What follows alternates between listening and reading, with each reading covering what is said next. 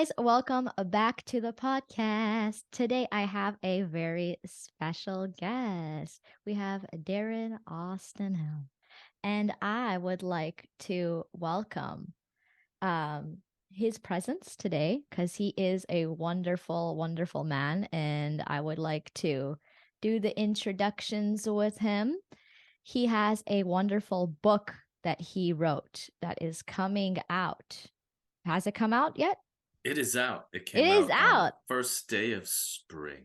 Oh, wow. That's amazing. So, yeah, let's talk about a little bit more about what you do, your book, and all of that jazz. Let's do that. Sweet. Well, grateful to be here with you today, Laylalu. It's been a while. We've known each other for years, so it's nice reconnection. Yes, And definitely. yeah, yeah. I mean, a lot of people know me for the music that I make. Hmm. I work as a sound healer, making kind of mystical, shamanic sound channeling music. And I've been a recording artist making that kind of music for over 10 years now. And I tour the world sharing my music, but also sharing my teachings, my source resonance sound healing training. I run it as a 3-day intensive. I also run it as a 75-hour, 3 months training. And there's also an expression of it in Costa Rica as a 7-day training retreat. Although next February we're running as a 10-day because there's just always more stuff to learn about the healing powers of sound. And I also teach a lot to do with spirituality. I've done a lot of work with indigenous elders, and they put me on this whole path of reclaiming my own European indigenous ancestry, which I had no idea about. And so I've been a student of the Gaia Sophia mythology, this like very ancient story that came out of Egypt and has to do with the mystery schools and eco spirituality and how this planet is a living goddess that created us. Very very profound stuff. And then I've always been a writer. I've always written. I was a poet since I was a teenager, and um, I've been wanting to have more time to basically publish books. And then in about 4 years ago, my astrologer was like, now's the time. Mercury's all over your chart. You better get these books out. And I listened because she's the person who actually got me into sound healing as well. So I'm very keen to listen to the astrology of things. And it's been this amazing process of bringing a bunch of my writing together, realizing I had a lot of writing about love and sex and tantra and conscious partnership. And it became this collection, which I just released. It's called Love's Revolution. And yeah, it's been going really well. People are really enjoying the book. I'm basically on tour with it now. I've curated a really special concert where I kind of put on my troubadour medieval romantic bard hat and sing poems and share stories and yeah, give people that kind of expression of the book as well. And yeah, it's just been an amazing journey. That's amazing. That sounds so awesome. And also, we talk a lot about astrology and stuff on this podcast. So why don't you tell Oh, people your Gemini presence and all of that stuff? just a little crazy There's a little, in the good kind of way. yeah, in the great kind of way. Ah, okay. That's what's your astrology? I'm also Gemini. No way. When's your birthday? Yes. It's on the 16th. Whoa, I'm the 18th. Oh, wow, that's awesome. Nice. So you're upcoming. You're soon. You're in 3 days. Yes. Yes, very Whoa, soon. Yeah. incredible. Do you know All right. your moon and rising? Oh yeah, Taurus rising, so it can ground all that airiness, and Yes. then Aries moon. Oh, wow. That's a Some fire that's like moon. a combination right there.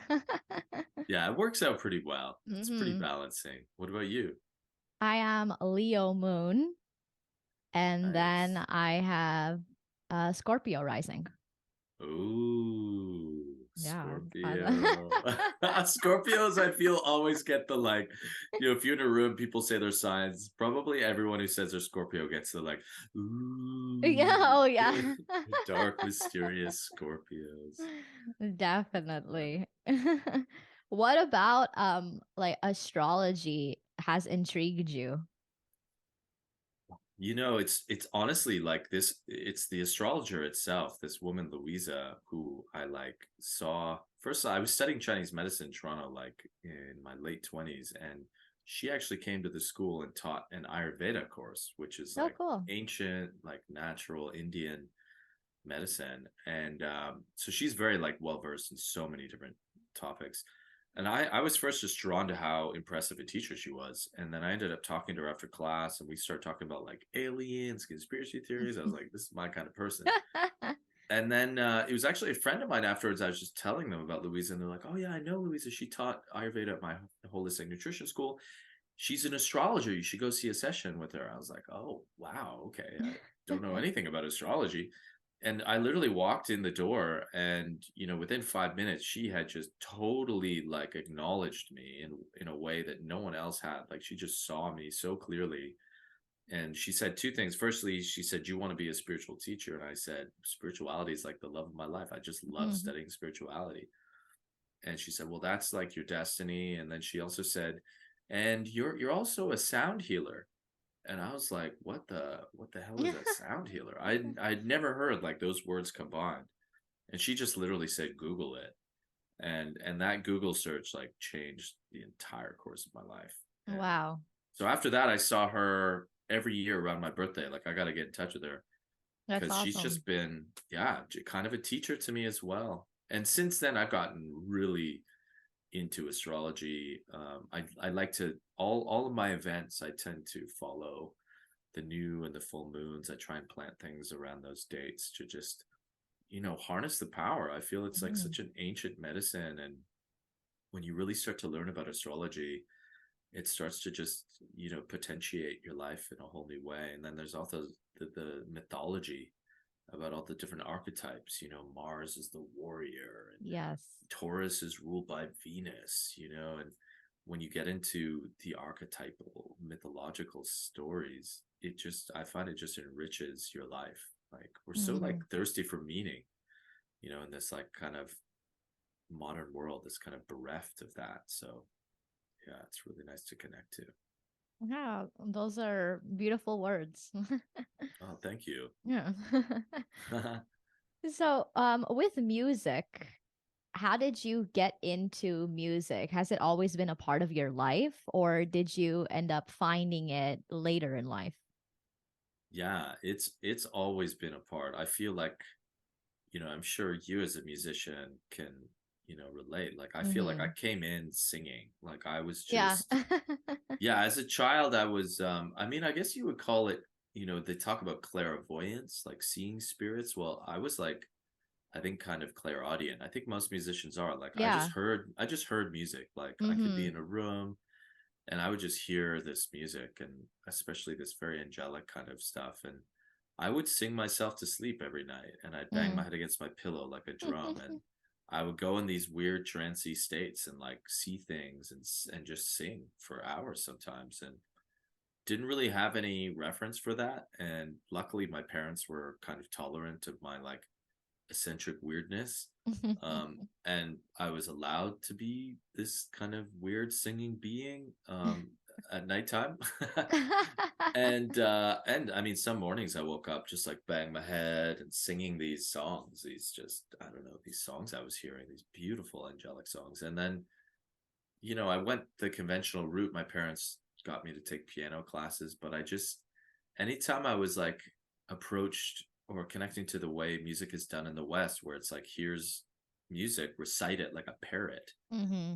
I couldn't connect to that. There was Me just too. something, yeah. Mm-hmm. So it was always improvisation, but I more or less call it channeling now because I've gotten really into like mystical stuff.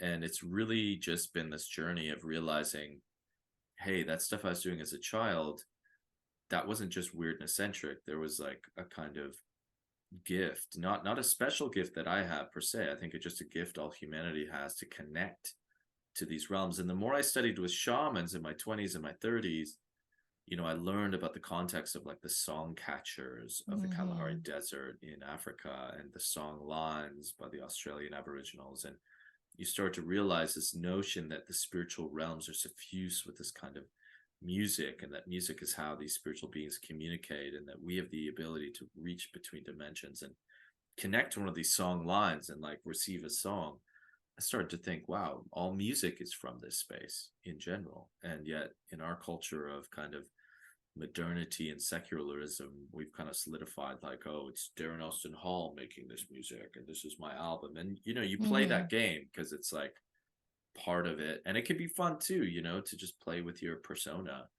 But for me, the essence is always coming back to this kind of almost like prayer of gratitude for being like a channel for this Mm-hmm. sound and music, and just that experience. Because a lot of the music that I make, it's all channeled. Like I do compose songs, but the sound journeys that I'm very known for, a lot of it's just unrehearsed, just like kind of surrounding myself with my ambient sound healing instruments and just like singing, often without words, using the voice as this kind of mystical instrument, and taking people on that kind of mystical journey with music.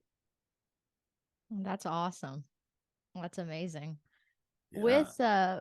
With music, do you have anything out on like on the internet or anything that Oh people can yeah. find at all? Yeah, for sure, for sure. Yeah, I think I put out my first album in gosh, when was it? Like 2012. Oh, And cool. yeah, I think I have about eight albums now. Oh, awesome. Yeah, this year is actually the 10-year anniversary of like, I mean, I'm not like super well known musician, but in the sound healing world, people do know me. And Mm-hmm. I feel like my second album, The Touch of Truth, kind of broke, it was like my groundbreaking album in the sense that it Mm-hmm. broke a lot of ground for me. So that's 10 years old this year. And then the last album I put out was Honor All Creation, which was this double album that was recorded. It was like my pandemic album. And I was actually, well, stuck, or I was in Costa Rica for pretty much a year and a half during the pandemic, living a quite different life than I think the majority of humans, because there wasn't much of a lockdown there. And I was holed up with one of my favorite producers in the world, Stefan Key, who also is part of a Lunar Ritual Music with his partner Maiwa. And we had both just headlined this festival called Sound and Silence. And then his flight to Bali got canceled. And so I'd been always admiring his music from afar through a mutual friend, Mose, who had introduced me to Stefan's work. And then we became very good friends very quickly at this festival. And then when their flight was canceled, I had already booked this beautiful house right on the beach in Santa Teresa, Costa Rica, and I invited him to come stay with me and his beautiful partner Maiwa, and we just ended up hanging out and realizing, damn, we're gonna be here a while. And I had been dreaming about making this beautiful album devoted to Mother Earth called Honor All Creation, like a double album. I'd kind of mapped it, a lot of it out, and I just asked him, "Hey, man, do you want to produce it?" And he was like, "Yeah, let's do it." Yeah, awesome. So yeah, that was a 9 month process, and that was the last album that came out. And yeah, all these things are on all the streaming platforms and Spotify, iTunes, and you can purchase it on Bandcamp as well. Oh, cool. That's great. I'll have to check out that album. That's groundbreaking. Oh yeah, the Tantra of Truth. Yeah, it's like Yeah. I call it my shamanic pop album. Oh, love that description for it. That's so great. Yeah, yeah, it was a lot of fun. That's awesome. How long have you been doing sound healing for? Yeah, so I guess, oh man, that astrology session that must have happened back in, what is it now, 2023? That was probably around 2010. I think Oh, wow. that I started to, yeah, maybe even 2009. I think that's when I did that astrology session. Oh Mm-hmm. no, wait. Yeah, around 2009, 2010. So almost 15 years. Wow. Um, yeah, and it's been a really like long journey, because when I first got into it, I play the crystal bowls a lot. Mm-hmm. And for people who don't know, the crystal singing bowls are these incredible sound healing instruments. They make beautiful sounds, and they've also been scientifically studied to have some really beautiful effects on people on their brainwave states, bringing them into relaxation. And but at the time, I was one of the only people that I knew of in Toronto, where I was living at the time, who was using them. So it was a lot of like me having to like, I was playing a lot for yoga classes at the beginning. I call it my like Beatles in Germany phase, you know, because the Beatles were like a pub band, I think in Hamburg or Berlin for like 2 years, and they say that was like when they really learned their chops musically, because Mhm. they play like every night. And I just played for a lot of yoga classes, kind of in the background. But you know, I had to really like explain what it was, because people were like, you're gonna be playing some crystal bowls, like what? Like you mean like wine glasses with your fingers, or and but once people hear it, they're like kind of captivated. So Mhm. it really took off quite quickly, actually. Yeah, it's one of those interesting, like magical things you can't really explain when you're hearing sound bowls and all of that. I do like what would you describe it as? Like I feel like it kind of like pulsates through your body. Your brain like moves. It's an Yeah, interesting, it's a wild totally. experience.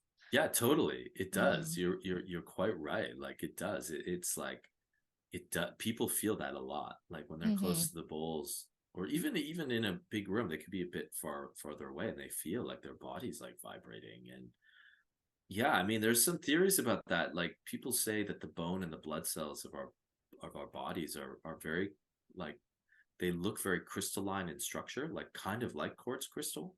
Mhm. So there's this notion that when the crystal bowls are being played, there's this kind of like what they would call sympathetic resonance, and then like yeah, your body starts to vibrate, and there's the sound waves they make are just very pure, and some of the bigger bowls can get really loud, and there's just something very pure, clear, and piercing in a good way about the bowls. And yeah, and I just think crystals are used for since a long time by indigenous elders, indigenous Mhm. healers for healing, because they do emanate energy. And there's a lot of research about the profundity of crystals out there.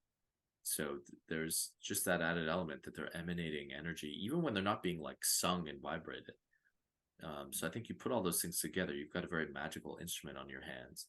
And Mhm. and then the proof is in the pudding. Like I've just seen over the years all kinds of from yeah, your body's vibrating and pulsating as you've shared, to people having encounters with like deceased loved ones, to Mm. feeling connections with ancestral spirits, and really going on that journey. That's why we really call it like sound journey music, because it does take people on that internal spiritual kind of journey.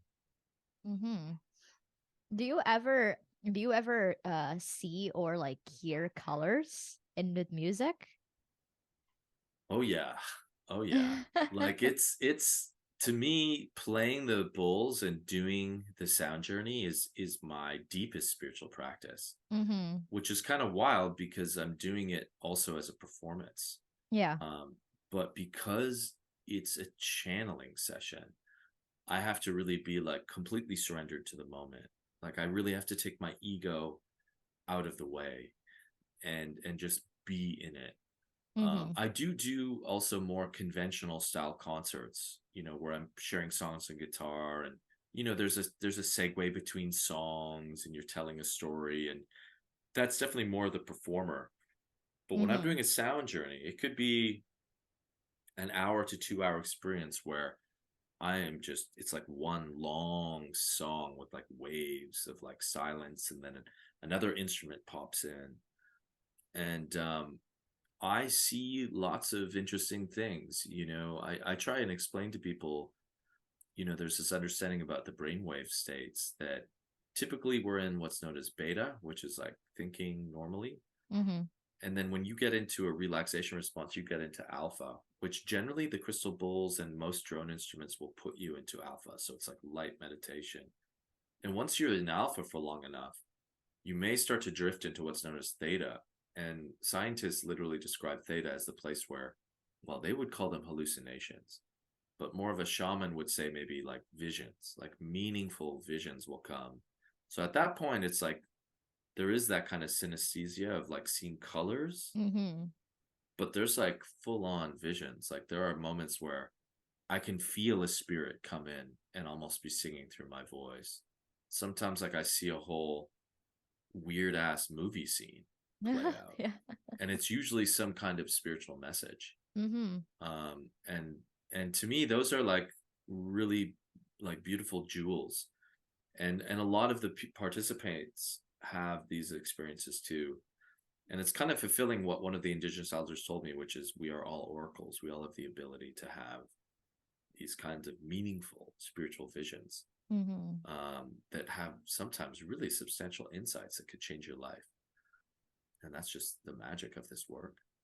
That's so beautiful. Hmm. With spirituality, you mentioned that it's a like a love of your life. In the beginning of your spiritual journey, do you feel that you've learned something that has changed over time? Yeah, I think for me, the essence of spirituality is just this knowing that we all have access to a consciousness that is so much more expansive than just the ego that we Mm, usually are identified with, like I am Darren, this kind of narrow bandwidth of things. And that narrowness may not become apparent until one has a meditation experience where they step into what the Buddhists would call the witness, mm-hmm. which is this sort of higher expression of consciousness that's like watching the ego. And that is a relationship that I think we cultivate through meditation that just, it has endless degrees of capacity to hold this bigger shape of consciousness that we connect to. And that's constantly evolving us as a being, I believe. Because one thing I've also found is when you get into more of that witness consciousness, it's also a kind of wisdom consciousness. Mm, Because the moment you step out of the ego, it's like that wave that you are in the ocean, you suddenly like fall back into the ocean. And suddenly, this like divine mindedness that we all have access to, we connect to that. And that's where insights, revelations, this kind of hyper intelligence starts to happen. And a lot of the great geniuses like Einstein, Nikola Tesla, they've all said that their greatest ideas have come in meditation when mm, they've kind of surrendered themselves to that divine mind. In a similar way, it's the same idea of what I was describing with the channeling of music. It's like we are all channeling all the time. It's just in our modern culture, because we've left spirituality kind of in the dust in a lot of ways, and now there's this resurgence of it.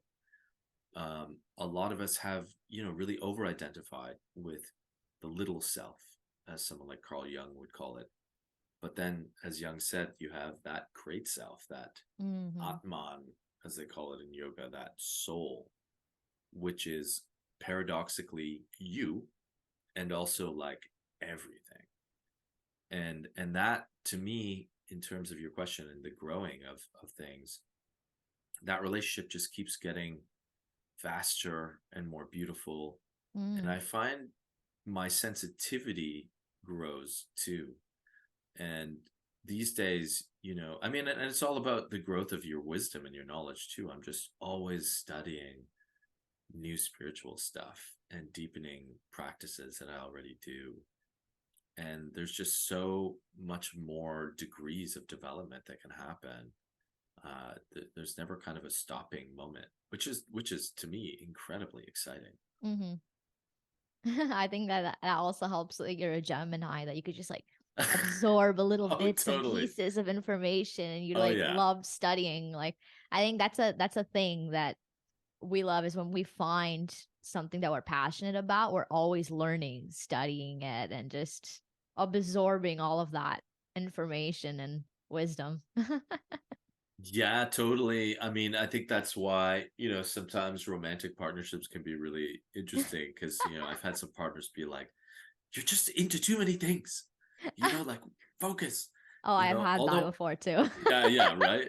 Yeah. I mean, we're the blessing and the curse. I mean, we all have our light and our shadow in the astrology, lens. Exactly. Um, but one thing I love about Geminis that I've been learning about recently a lot is like, that we're the twins. So we're like the masters of duality. We're the ones that like synthesize duality. It's Mm-hmm. not that we're like this. I think the shadow of Gemini is kind of being schizoid, Yeah.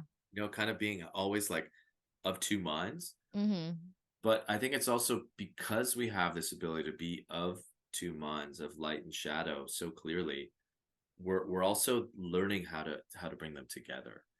And that's why a lot of Geminis are geniuses, on the mental level, on the intellectual mind level, because we're synthesizing those left and right hemispheres.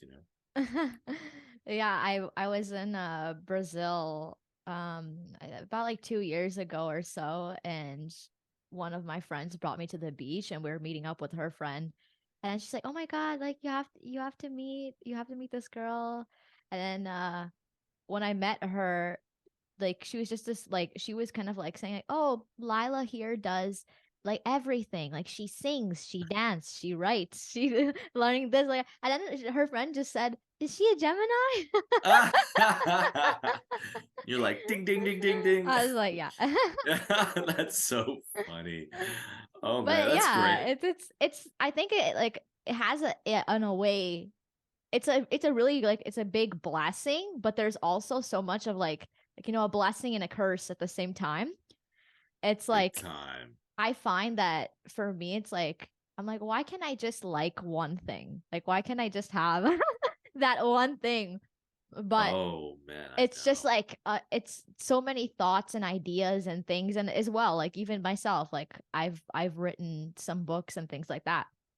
But I find that it's very difficult for me sometimes to just kind of like focus on only one thing at a time. I Yeah. have a, you know, it's interesting, but the stuff that come out of it too is also like this beautiful, chaotic, wondrous artistic thing that Yeah. everyone in the end too that I have shown like my pieces and things and what I do also get inspired in a way and Yeah. also do want part of themselves to be like that as well. So I think like right, Yeah. it's just like People love Geminis for that. 100%. Because we bring that kind of like wild crazy in, and then we're ruled by Mercury, which is the divine Exactly. messenger. Yeah. So it's like there's an actual meaning to the kind of divine madness that we bring. Mhm. And people feel that, and there's this kind of like sparkly quality to the Gemini, because we'll just have these frenzied moments of inspiration where like we are just channeling spirit like purely, Mhm. and people are just like, whoa. Mhm. It's very much like the wizard archetype in a lot of ways. Yeah, I think that for a lot of those that don't understand that, that's where, like in Western culture, they see it as being like two-faced or, like, Yeah, yeah, right? Then totally. it's like they see like, oh, like they're a little flaky or Yeah. they're, All the like there's a people who have good side or dated a bad Gemini side. say that. This is so like apparent in those moments for sure. Yeah, it's fun. It's fun, and it's funny too. Like I've often always like dated Aquarian women.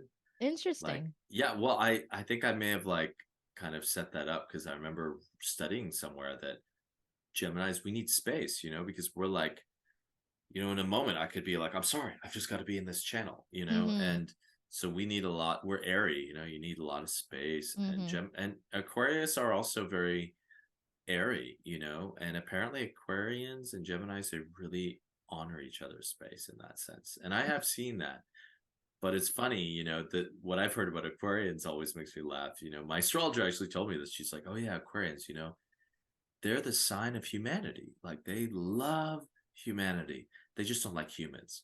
I was like, Exactly. that's so true. I've seen that. Wow. So fun. Yeah, they say there's like another saying with the like Aquarians and stuff that they say that they're like the not like other girls of the zodiac. They're like unique. Ah, They're different. yeah, yeah, yeah, yeah. I could see that. I mean, I think the air signs are all like kind of mutable in that way. Like 100%. like 100%. Geminis too are always like really like have you ever looked at like the famous Geminis out there? Like it's bizarre. Paul McCartney has It's the same yeah. birthday as me. And then you got Mhm. like Kanye West, fucking Donald Trump. It's like these guys are Geminis? Like, wow, just All such the different crazies too. yeah, all these like wild but very like very intelligent and Mhm. and almost like Donald Trump to me is like such an interesting being, because it's like, who is this guy? He's like the court jester. He's this misogynist, but he's also just like very cunning. He knows how to fucking play the 100%. media. That's the And then, Mercury for you right yeah, there. and Kanye Yeah, West is the same thing. 100%. Motherfucking trickster. Just like, Uh-huh. I don't know about Paul McCartney, but but yeah, it's interesting. Yeah. Geminis are there. One thing that I find that people kind of get, like they misinterpret in a way, is that we kind of adapt to who we're with and the Yeah. environment we're around. Oh So yeah. like we can easily kind of, and it's not like we change ourselves in a way like we're fake. We just kind of adapt to what's going on. Like if we're in a space that's like a little bit more, I don't know, elegant, classy, then Yeah. we're able to socialize and have these philosophical conversations. But then if we're in a space that's a little bit more, nature, down to earth, a little bit more, so we are able to kind of just transition in these stages. I take on people's mannerisms sometimes. It like Yeah. throws me off. Like someone will just have, if I hang out with them long enough, it's just to be like the way they say yeah, it could be as subtle as that. I'll just be like, yeah, yeah. Like, where the fuck that go? Oh yeah, that was Ryan. Oh, that was Ryan says that. And then it's just this weird moment of like, what is that? And then yeah, it helps to remember, oh yeah, I'm just a Gemini.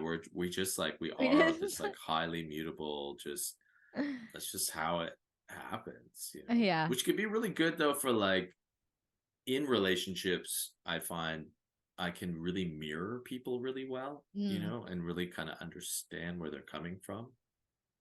But then sometimes I talk about it too long because I'm just like so fascinated with my Exactly. my own mind, this strange, long-winded, airy narcissism that I think Geminis could be, definitely fall into. Oh yeah. I Now have I'm like been own it though. Now I just tell people like, like I could say it to you right now. Like if I'm talking too long, but you're a Gemini, so we're both fucked. yeah. But I could be like, just check me. If I'm talking too long. Yeah.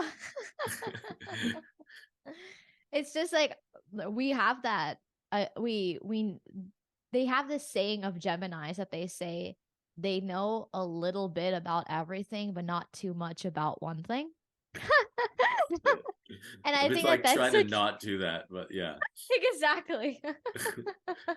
But we had that kind of like, because we know so many things, we can come off as like a know-it-all. And we come off as that kind of like Right. condescending in a way, because we're just like we just want to share what we learned, these facts, this information, all this stuff, and then to our partners sometimes they're like, that's it's a little too much. Yeah. Oh my God. I remember years ago going on a date with this woman, and then at the end of the night, I was like, so how you feeling? And she's like, you're a little intense. And not in like a good way either. I was like, oh, sorry. you know? But you just have to own that. Find other airheads, I guess. I don't know. Exactly. Yeah, my partner, he's a Libra, so at Oh, least perfect. it's both like Balance. air. It's good. Yeah. Yeah, and both air. Yeah. That's cool. Yeah. with with like you becoming like from boy to man, what Mm. has been the biggest ongoing challenge that you find? That's a deep one. Well, I mean, I should preface that, yeah, I do a lot of like men's work, Mm, and so I've been holding men's circles for quite a while, and I teach a whole course on the male archetypes. And something that we've lost in modern culture is like typically boys being transitioned into manhood was really like a thing in mm, culture. Like there yes. was initiation ceremonies and all kinds of demarcations that would happen, usually by ritual elder men, Mm-hmm. kind of taking you through this this journey. Because when we're kids, it's like we're kind of in this paradise, this Garden of Eden, where we play, we run around. Our parents generally are supposed to just like take care of us and provide us with, you know, shelter and experiences and guidance, and Mm-hmm. but we don't have any real responsibilities, I guess is what I'm trying to say. And then, but when you go through that transition, it's really about like, okay, now you're going to be the ones that kind of steward society, steward the world, care for the world. And that's like a big deal. So in these initiation ceremonies, some of them were like quite severe. Like it was about scaring you sacred, like Mm-hmm. going through almost like a death to rebirth process. Um, for me personally, I think just that whole journey and trying to rediscover it in a world that's kind of lost it has been a huge growth curve for me. um but I think, yeah, it really is about like like learning how to become more and more transpersonal, I guess, Mm-hmm. like thinking not just for yourself and wanting to care for the world. In the archetypal tradition, they say that the king queen archetype is really about like caring for the world, even aggressively caring, like Mm-hmm. passionately being, wanting to make the world better for the generations to come as well. And I've seen that in my life. I've seen that like passion and that purpose become more and more focused. And I think that's a distinct way that I think manfulness, if that's even a word, has kind of sprouted within me. Although that's a very human trait, um, but there is that kind of like directed like focus of purpose that I think the more I become aware of my manhood, that Mm-hmm. becomes more important to me. That's wonderful. Mm. Um, when you started creating these like men circles and all of that and working with the divine masculine, has there been an ongoing pattern that you have found? A pattern in what way? A pattern in uh today's world of masculinity? Yeah, I mean, this is such an interesting topic nowadays, because you have this kind of emergence of the transgender realm, Mm-hmm. which, if you go back, um, transgenderism has been honored for a lot of years in more indigenous shamanic societies, Mm-hmm. and I see that as a person who's, my spirit name that I got from my Mohawk elder was Black Sun Man, which is the eclipse. Mm-hmm. And my elder said, you have this kind of almost perfect balance between the masculine and the feminine, and that's going to be a challenge for you growing up in a patriarchal world. And it was, because I always had this very feminine, like sensitive side Mm-hmm. that mass culture didn't reflect back to me. I grew up in the 80s with fucking like Rambo and all these things, Mm-hmm. which was a very kind of narrow view of what the masculine is. Um, so I think that that whole notion of change, like people being transgender, is something that should be really honored, because I think they're holding this kind of harmonic, this fluidity between the realms that is really beautiful and rare and special. At the same time, I think we're all kind of being initiated into like looking at gender and the masculine and the feminine in this new Mm-hmm. way, and realizing that the way culture has conditioned us through a capitalistic statehood is very distorted. Because in a capitalist system, every all the information we're getting is generally has this like end of like making us workers or making us consumers. Take music for example. Like most musicians don't know about sound healing because they just think music's supposed to be for entertainment. Mm-hmm. And when I found sound healing music, I was like, oh, some of this music sounds really odd and it's long. You'd never hear it on the radio, but it's profoundly healing, which Mm-hmm. has a tremendous utility. But then in my own journey, what I've discovered and why I got into men's work is there are a lot of people who are within this whole scope of all these changes. Some people are realizing that there is still some people who really want to connect to this like clear expression of masculinity, and then femininity and to be clear about what are these things. What is there a more healthy expression of being a man and being a woman, and is there a way to honor the fact that there are people who are going to choose to be both, and how do we all live on these like islands of expression, which to me is one of the great challenges of our time, because identity politics has given risen to this fact that, hey, there's all these like identities now and people are exploring all these, but at the same time we have to, I think, have boundaries and space to be like, and you've got your island over there, that's great, you do that, there's nothing wrong with this, there's nothing wrong with that. And for me, I'm really interested right now in, like, I'm heterosexual, and like I think there's this beautiful reevaluation of what marriage and what bondedness between man and Mm. woman means, because men and women are generally the ones who progenerate children. And so what does the family unit look like in a post-capitalistic world?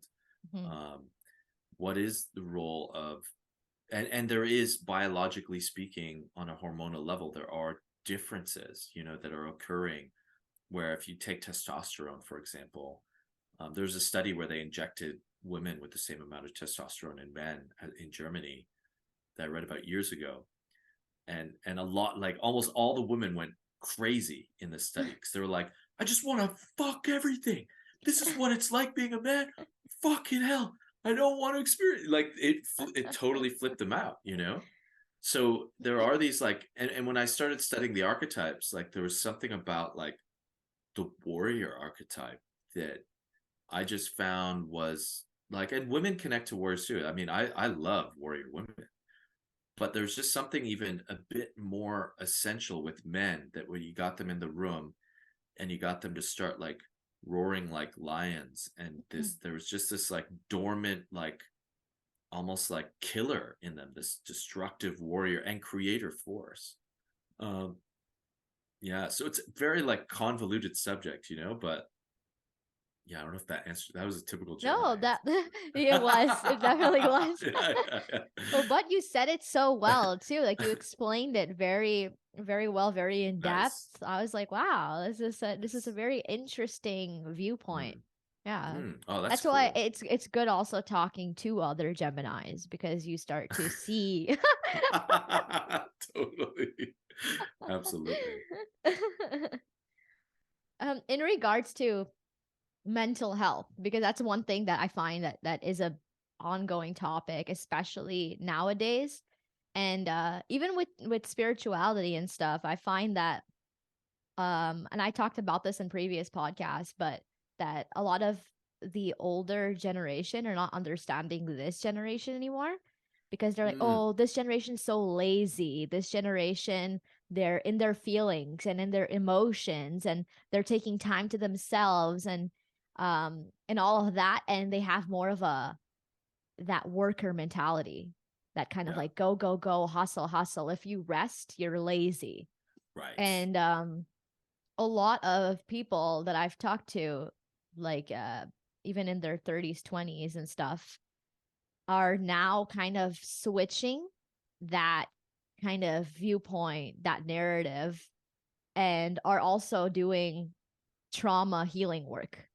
Hmm. Like they're healing ancestral trauma. So I find Hmm. that a lot of now, and like in this current generation, it's mostly about doing that healing for the next generation. And that's why there's so much fluidity and openness and a lot of changes. And then there's like the heterosexual and pan and bi and all of that.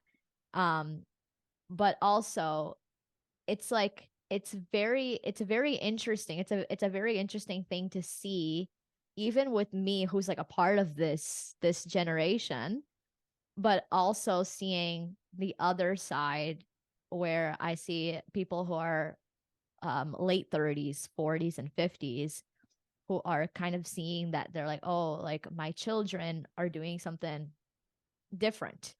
And Right. and nowadays it's like there's this whole what is right and what is wrong. And it's Oh that the yeah. whole thing that you were saying about like that we're trying to find meaning in things. And a Yes. lot of these things are all about putting meaning into things and trying to find meaning in life and spirituality. And a lot of people don't understand too that it's it's part of like learning, going into the spiritual side of themselves to figure these things out. In within your community and within your practices and teachings and all of that, what has been um, something that you in particular have found challenging mental wise for mental health? And what have you found that people have come to you for in regards to healing mostly their mental state and clearing that side of things? Yeah, well, I want to acknowledge like everything you just shared was really lucid and awesome, and I think you're capturing kind of like what they would call like the zeitgeist, like the spirit of our time. Is that Mm-hmm. we are at a shift point. This has like been prophesized for thousands of years in some prophecies that we were going to come to this like age of like the birth of the new Earth.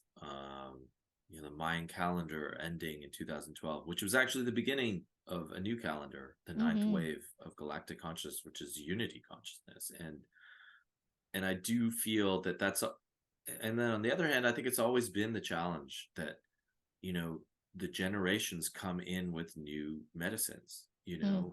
and I think what we're seeing right now in our culture is um, there is an acceleration happening where we're almost like being upgraded by consciousness, which I think is about what this prophecy was saying, that we were just going to start evolving very fast. And I think for older generations it can be really challenging, scary, and it brings up a lot of defensive posturing. And then I think in the younger generations it brings up like impatience and like, hey, we just want to go, like, why are you holding us back? and Mm-hmm. and then you hook in technology with that, because we are now a society that like I think technology is more what initiates us, Mm-hmm. which is good and bad. I mean, Ableton's fucking amazing. You can make so much crazy music with Ableton, but like there's people in Australia now, like, and Sweden and stuff, getting microchips put in their bodies, and like, do we That's do we want to? crazy. Yeah, it's crazy, but it's like you listen to the World Economic Forum, Klaus Schwab, and he's like, yeah, in 2030, you will walk into a room and everyone will have these microchips and you can tell and what this person's birthplace is and blah, blah, blah. And you're just like, I don't know. I don't know if I want to study, if I want to like comply to this like neo liberal conservative. I don't even know what to call these people anymore, but these, Mm-hmm. these world leaders who are kind of like grooming us into this more technocracy. I'm suspicious of some of it. Mm-hmm. Um, so and you know what? In terms of like mental health, I do find a lot of people just are just really stressed out, because modern life is moving at such a fast pace, and I think the pandemic was just such a like. There's just so many angles to like talk about that, but like I think in the most general sense, it was such a like shake of everyone's life, and a lot of people are still like trying to figure it out after that, that people lost jobs, and you can jump down rabbit holes of conspiracy and be like, man, they freaking locked us down, destroyed businesses, but all these like business guys like Jeff Bezos have got filthy rich, Mm-hmm. and like a lot of people are now super poor, and now all this science is coming out, and it's like we didn't have to mask up and the lockdowns were actually really stupid, and you're just like, wait, what is going on? So I feel a lot of people are in a crisis of meaning, and that's affecting their mental health, because like Mm. we are, as I wrote once, the meaning of life is meaning. We're meaning animals. We need to make sense of things. We need to have a purpose in our life. And I think the purpose that's given to us in this society comes from government, comes from society, comes from pop culture. And I think all those things right now are like really toxic. Mm-hmm. And I think it's causing people to get really like, people are kind of like retracting, but then they have nowhere else to go. So there's this kind of confusion. So my response has been in a lot of ways like, I've been running things like ecstatic dances and a lot of community spiritual conscious, what we call the conscious community activities, for years, just to start creating this parallel culture, this Mm-hmm. alternative culture where it is more about like, yeah, inclusivity, accepting everyone, but also like, let's do spiritual practices together. Let's start to like find our own meaning about the world, and maybe, hey, build a new kind of world. Maybe get into like eco community living, something I've been researching, not necessarily doing, but wanting to do. Mm, Um, and I think that mental health crisis that we're in, I don't think it's really going to get solved until people realize like we are the meaning makers and we mm, can make the meaning. And the last thing I'll share about that is I think a lot of it has to do with going back to the land and the earth, because mhm, I know when I'm out in nature, and one of the reasons I moved to Costa Rica is it's such a pristinely natural environment. Like, when I get to Costa Rica, where I live near the ocean, like I don't see a stop line or a stop sign or a stoplight for mm, like 5 months. mhm, Like there's no matrix. mhm, I'm like 12 noon hits, I'm naked outside, sun worshiping. I'm eating like the best organic fruit for breakfast. I can take a break and go to a waterfall and just commune with Mother Earth, mhm, and that's special, and that's anywhere. Nature is all over the place, and I think people are going to realize that you know the human society is going to continue to get more chaotic, but you go to nature and you're like, oh, there's no Republican or mm. Democrats here. Thank fucking God. Although that cardinal's red. Uh-oh. But like, but all jokes aside, nature's like, it's just doing its thing.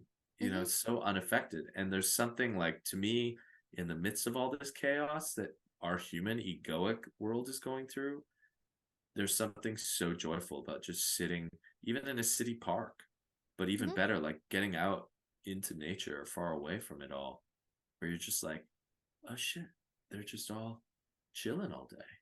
It's This is still. great. It's still. It's Yeah. still, they're chilling. It's just, yeah, it's just so peaceful.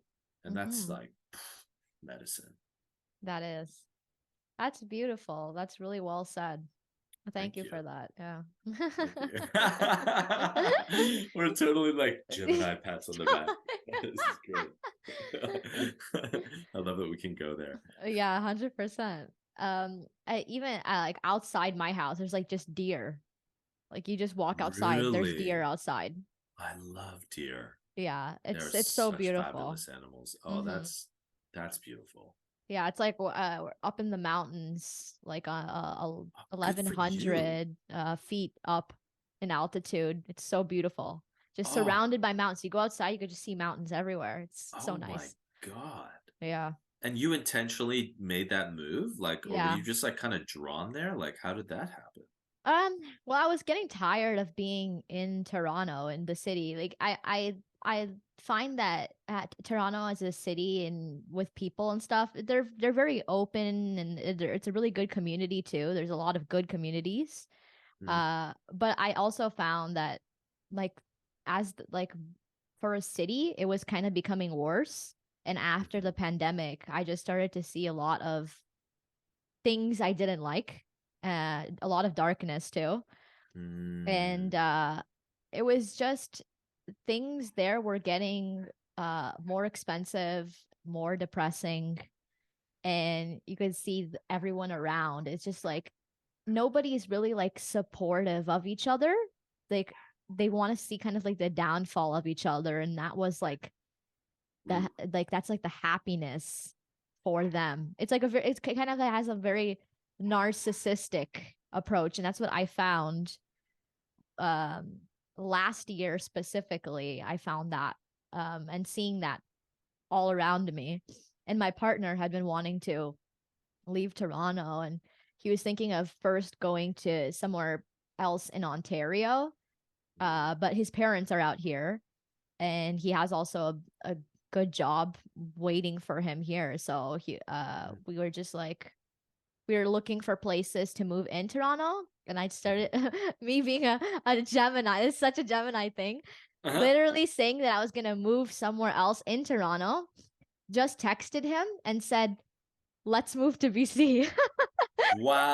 So Wow. yeah, and then he was just like, "What, really?" And I was like, "Yeah, let's do it." Let's. I was like, now's the time. There's never going to be a right time, And I was like, Hmm. if it doesn't work out, we can always come back. I'm like, there's no loss. There's no loss in anything. Wow. That's great. So we were just like, let's go. And it like 2 months, like it literally 2 months, like fast, like everything was moving. Like we had to get his stuff and my stuff and put it in like the shipping containers and Damn. all of that, make a going away party. And then as I knew it, I was on a plane and I never been Jeez. to BC at all, or never have I been to Are you Kamloops at serious? all.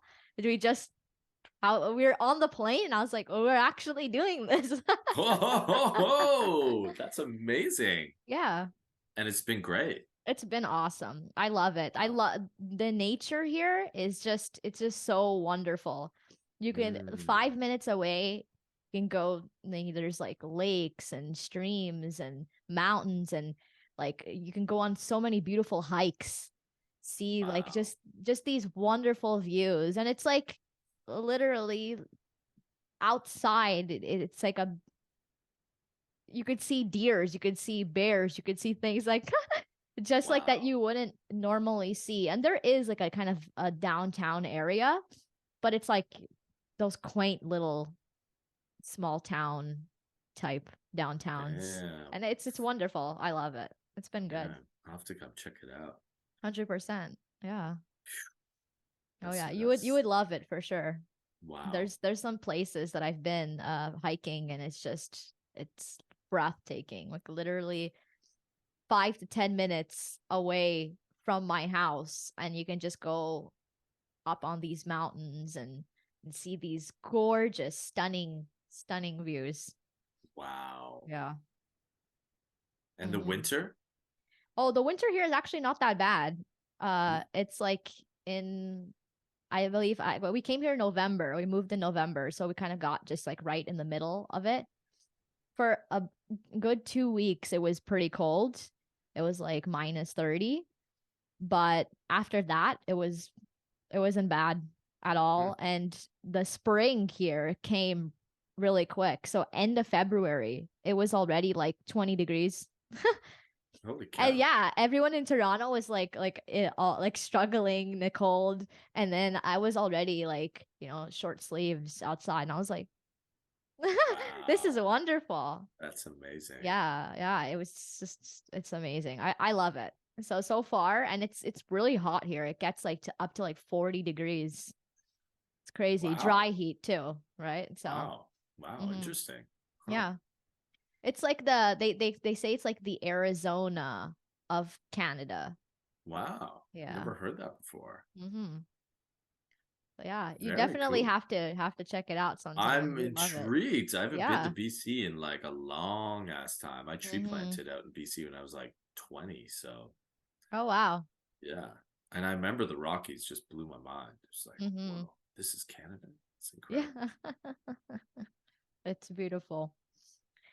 So we're almost going into the sex segment. I Ooh. just wanted to ask you this question. I love asking people this question because it's always interesting, like their reactions and things too. It's like, has there been anything recently that you have unlearned? Hmm. That I have unlearned. Yeah, there has been. I had interestingly, when we went into the astrology of the eclipse season, which I Mm-hmm. think started in like March, or was it April? Either way, when that happened, I was like kind of knee deep in Costa Rica in like rebranding my business, doing a huge overhaul, new logos, new website, new everything. And I was like full steam ahead, and I was sort of like had my business cap on, and I was feeling really like mission orientated. And then eclipse season hit, and I hit this kind of strange wall where I was noticing that I was like doing a lot of comparisons to others and like doom scrolling on the IG and stuff, and started to realize that I was so self-absorbed in creating this business and making money and making abundance and doing well in the eyes of what I thought doing well meant, which was like a lot of Instagram followers and making 100K a year or something. And I just realized like it was just making me unhappy. Like I was just frustrated and I was just kind of being judgy of people and judgy of myself. Mhm. And so I hit this wall and I was working with a friend who was doing some coaching with me and I just kind of called myself out. And then I realized I'm being too ambitious. So I started to like realize like I had to unlearn in a way, like Mm. how to more undoing, I guess. But there was a bit of an unlearning because I had to like let go of how ambitious I was becoming and then go and rest more and enjoy myself more and take the hikes more and be with friends more and be a good friend more Mm. and realize that my responsibilities and my commitments and my joys and to all these relationships outside of like my own empire were like vastly important. and Mm. um and so I think there was this unlearning of ambitiousness. I had to like dial it back. And yeah, I don't know if that answers your question, but Oh, that does. okay, I cool. think it does come with like the fact too. Again, it's like a part of you is channeling the energy from this generation, and it's Right. like that comparison that it's like those are the downsides of this generation. I find, Mm, um, and that's where what I was seeing in Toronto too, kind of thing, because mm, everybody is so like it's kind of like they compare themselves to everybody. Everybody's comparing themselves. And mhm, but also I do find that there is always, to every downside, there's always like some beautiful side that's happening too. And mhm, in that being is, I find like even with spirituality, even people who uh go into spirituality for selfish or egotistical reasons, mhm, eventually through their faking, mhm, something happens mm, where they end up getting these spiritual lessons to them absolutely. because they in some way asked for it. Yeah. With that, they go into it for these reasons, for these, oh, I'm better, oh, I'm superior, oh, I've done this, I've done that, I've been here. And then they get it. Like just something happens where they have this oh shit moment. And I think that a lot of people are still kind of going through that and Yeah. still unaware that that's happening. So I think that's kind of like the first step is Mhm, just realizing that that happens to everybody. And it's nice that you shared that too, that even through yeah. your scrolling and things, and that you found yourself in that state, that it's not like a problem to be in that state necessarily. Once you find that there's a meaning, there's a reason why you were there in the first place. 100%. Yeah, I mean, Mhm. that was one of the biggest lessons I've learned, I think, in recent memory. And as you said, like I was kind of unaware that I kind of Mhm. was in that pattern because everywhere around me, as far as like the social mediated world, that was what was I was being told was, oh, that's the right way to do it. Mhm. Get more followers. Like, and one thing that was always triggering me was like how much people document their life on social media as like Mhm. almost like a product. And Mhm. I was never comfortable with that yet I found myself starting to like move into that because I was like, this is what I'm seeing is the way to success. Mm. It's like to constantly be like showing this is happening, but then there's a part of me that's like, this feels so narcissistic on a level. And I mean, one thing that's come out of it is I'm looking at social media these days and I'm like, because I grew up without the internet until I was about Mhm. 18, and I've seen this kind of shift. And a part of me is like, what is social media really doing? Because it's like, it is beautiful in a lot of ways, but then on another way, it's like, it's created this real cult of personality where everyone has their own page and everyone's, yeah, it's creating a lot of individuals, but I'm like, how do we move into the community from that space? Mhm. Because it can, if it's not used with the right sort of balance, Mhm. because it has to be balanced. It's not about like 100%. ditching it or using it all the time. It's like somewhere in the middle. And I guess I'm figuring that out right now. Like that moment that happened with eclipse season was kind of like, like there's an imbalance here. And now I'm like in this exploration of, what does it look like if I let go of some of those things? If I let go of like caring how many followers, which I've never been comfortable with that word anyways. Mm-hmm. Like it's so bizarre how It Instagram's is set a up.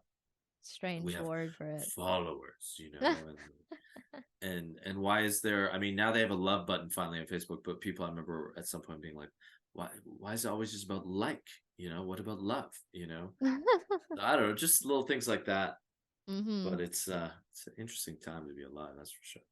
100%. I think social media in general, and this is because I do find that again, yeah, you're right. There has to be a balance. It can't be just like always on it or like never. Oh, I'm just gonna completely disengage. I'm not gonna be on social media. I'm not gonna advance with any technology. I'm not. I think that Right. also too, that side of it being way too drastic is also not good because then we're not growing with the changes that are happening. Yeah. And with social media, I find that for me personally, I document quite a bit. I've documented mostly too, just to show people also like my healing with my arthritis and all the new mm. things that I'm learning. hmm And but I also have documented parts of my life that I wanted to show that haven't been good as well. Because I mm-hmm. think that that's the thing is that when people are documenting, they're only documenting the good. Mm-hmm. They're only Mm-hmm. documenting what they want to present in their Mm. perfect profile, in Right. their perfect feed, like a scrapbook, but Totally. not showing that within those moments there were also some challenging moments. And then that's where I think that a lot of the also comparison starts to come to as well, because all we see is, oh, I did this class and I took this and now I'm eating this type of food and now I'm traveling to all of these places, but they're not showing the reality of it. And that's why I've had some people in the past that have been like, oh, you're showing too much of yourself to Mm-hmm. people. And I'm like, and how is that a bad thing though? I'm like, how is Right. that bad that I'm showing that I have feelings and emotions like people, that I have downsides like people? And that I had also other people that have messaged me and have said like, oh, like I love how real you keep it. Like that's what mm. why I look at and follow your stories and your, you're documenting your journey and stuff. They're like, because you're so real within those things. Mm-hmm. And I think that that's where it's like also that, yeah, that balance has to come in. Is just like, it's fine if you want to show all the glamours of your life, but are you willing to show the sides that are not so pretty to you, Right. to other people, for them to also relate to? Because we all have these struggles and we all have these mental challenges, and in today's society there are things that we commonly share, that we are commonly going through, and that's also stress is one thing, as you mentioned as well. Mm-hmm. um and are we if what we want to show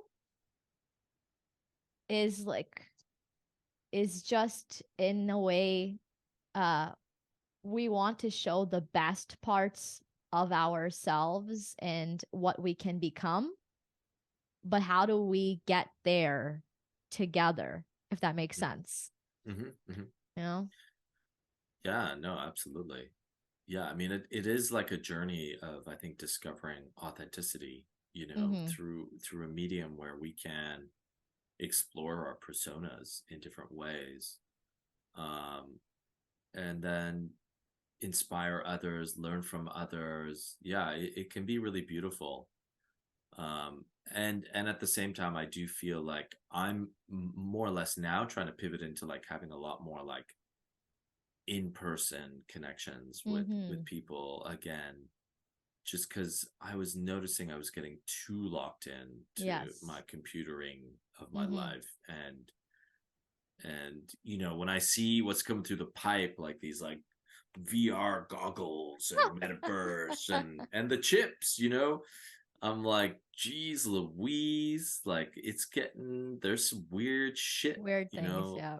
really weird shit. And I studied AI at university, even like way back Oh, in the really? day. Yeah, and transhumanism. I mean, we talk a lot about transgenderism in the news these days, but like transhumanism doesn't get nearly enough airtime. And that's this whole thing that some of these AI scientists are really like, they literally say very openly, like humans have to realize that our destiny is to give birth to a new form of life, Homo machinus. Mm. And we are going to have these cyborg humans that are going to be able to reconfigure their DNA at the snap of their fingers. They'll have no disease, they'll be immortal. And you're like reading this shit and you're like, holy That's fuck, this is like crazy. the evil villain in a Marvel movie.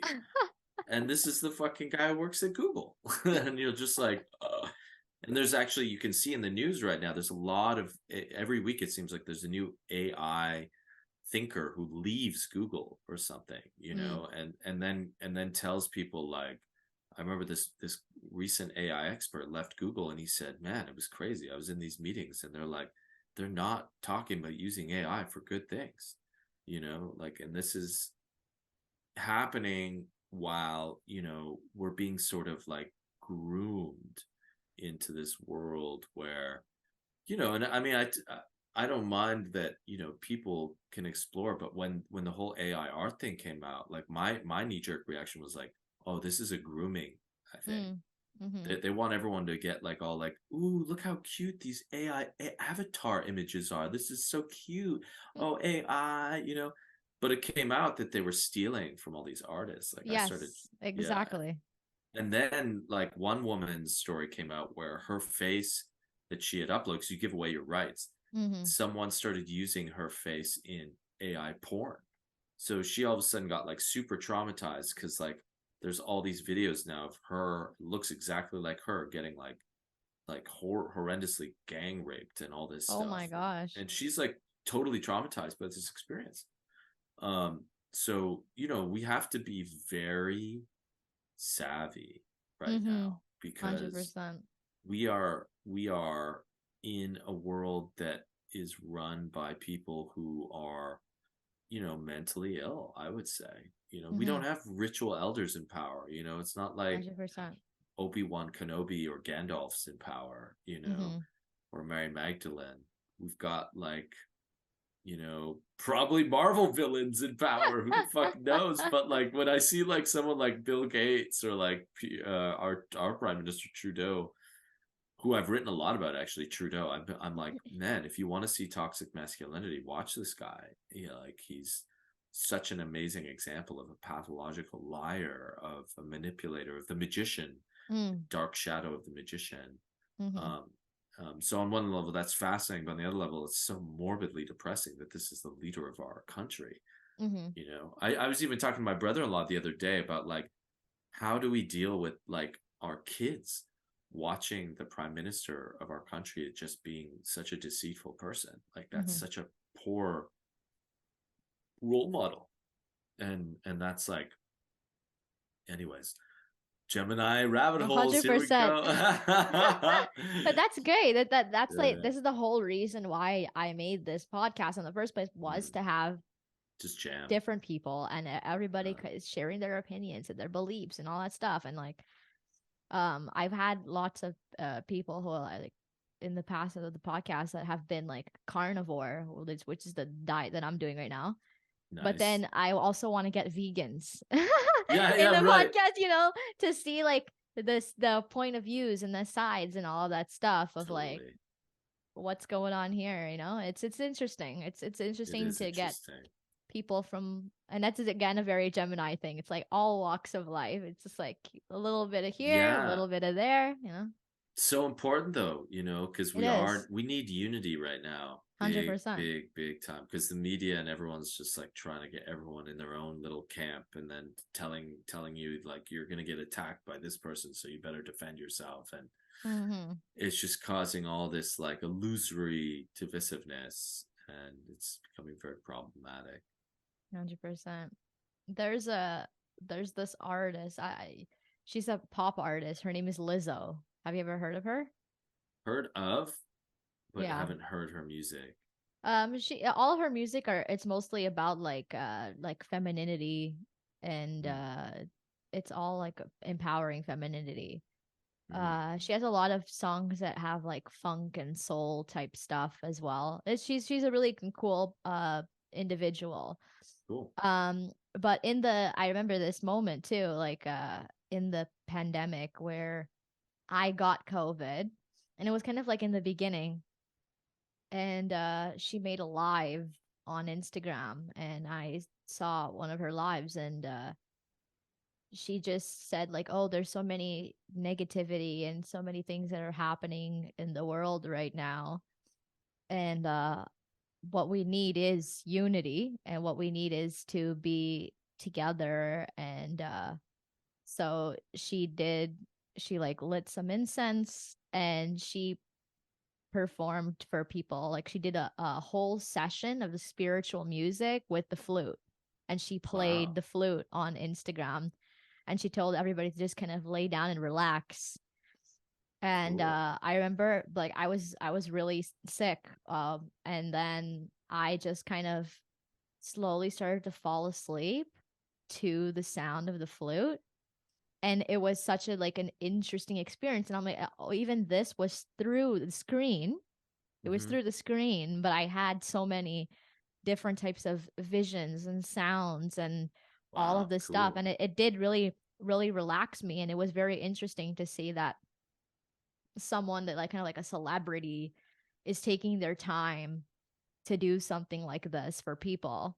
So Totally. it was also an interesting kind of like a reminder in a sense too, Mm, just to see something like and hear something so beautiful like that. Mm-hmm. beautiful. Yeah, the Yeah. pandemic definitely like stretched people. 100%. And it was like really nice to see artists like playing out of their home, and Yeah. it Yeah. brought this real intimacy. There was a lot of silver lining that happened. Mm-hmm. Mm-hmm. Yeah, I did a bunch of stuff live as well, and it was really, yeah, just cool to connect with people in a different way. Mm. That's beautiful. Wonderful. Mm. Now we're getting into the sex segment. Ooh, here we go. So your book, let's get into that first because it Sure. also relates to, you know, relationships and sex and sacred sex and all of that wonderful stuff. Mm. Um, what was the inspiration with your book? Well, it's interesting because the book was sort of like it literally was this conversation I had with my astrologer like 4 years Mm, ago, back in 2018 around, I guess now. And mm-hmm, she was like, you need to get your books out because I have all this writing on my computer and I've just been more or less releasing albums for the last 12 years. And so I was like, okay, yeah, I better start writing. And then she said, oh, no, no, no, no, no. The books are already written. You just have to go on your computer and like gather them. And I was like, huh. So I did just kind of like an audit of all the writing on my computer. And I just created this master document, started cutting, pasting all these poems and essays and Facebook posts and stuff. And a lot of them were just on the theme of love and sex and tantra and partnership. And before I knew it, I had this document that was like 200,000 words. It was like this monstrosity. And I was like, wow, I've done a lot of writing on love and sex and all this stuff. And then I thought, well, yeah, for good reason. I've been very interested in this stuff. I've been teaching sacred sexuality, not a lot, but here and there. mm-hmm, I've been on a huge journey with my sexuality, going from wounding to porn addiction to exploring different things, and then looking into tantra and sacred sexuality has been this like massive for me. So when I start to then pull the book together, I got this amazing editor and she helped bring focus, she helped bring this continuity from chapter to chapter, and it became this very beautiful structured book. mm, And I guess the intention, now that it's out in the world, now this like it's a collection, um I really feel it's just about, we are on, through all these shifts that we're going through.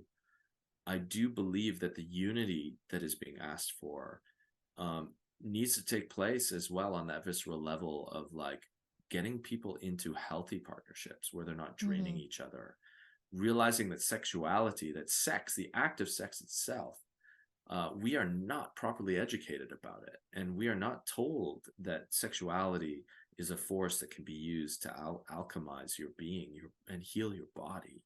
And it can be so enthused, in fact, that there's now stories that Jesus and Mary Magdalene themselves were doing sexual alchemy. And that's what the Christ was. It was actually both of them in partnership. It's kind of like radical ideas.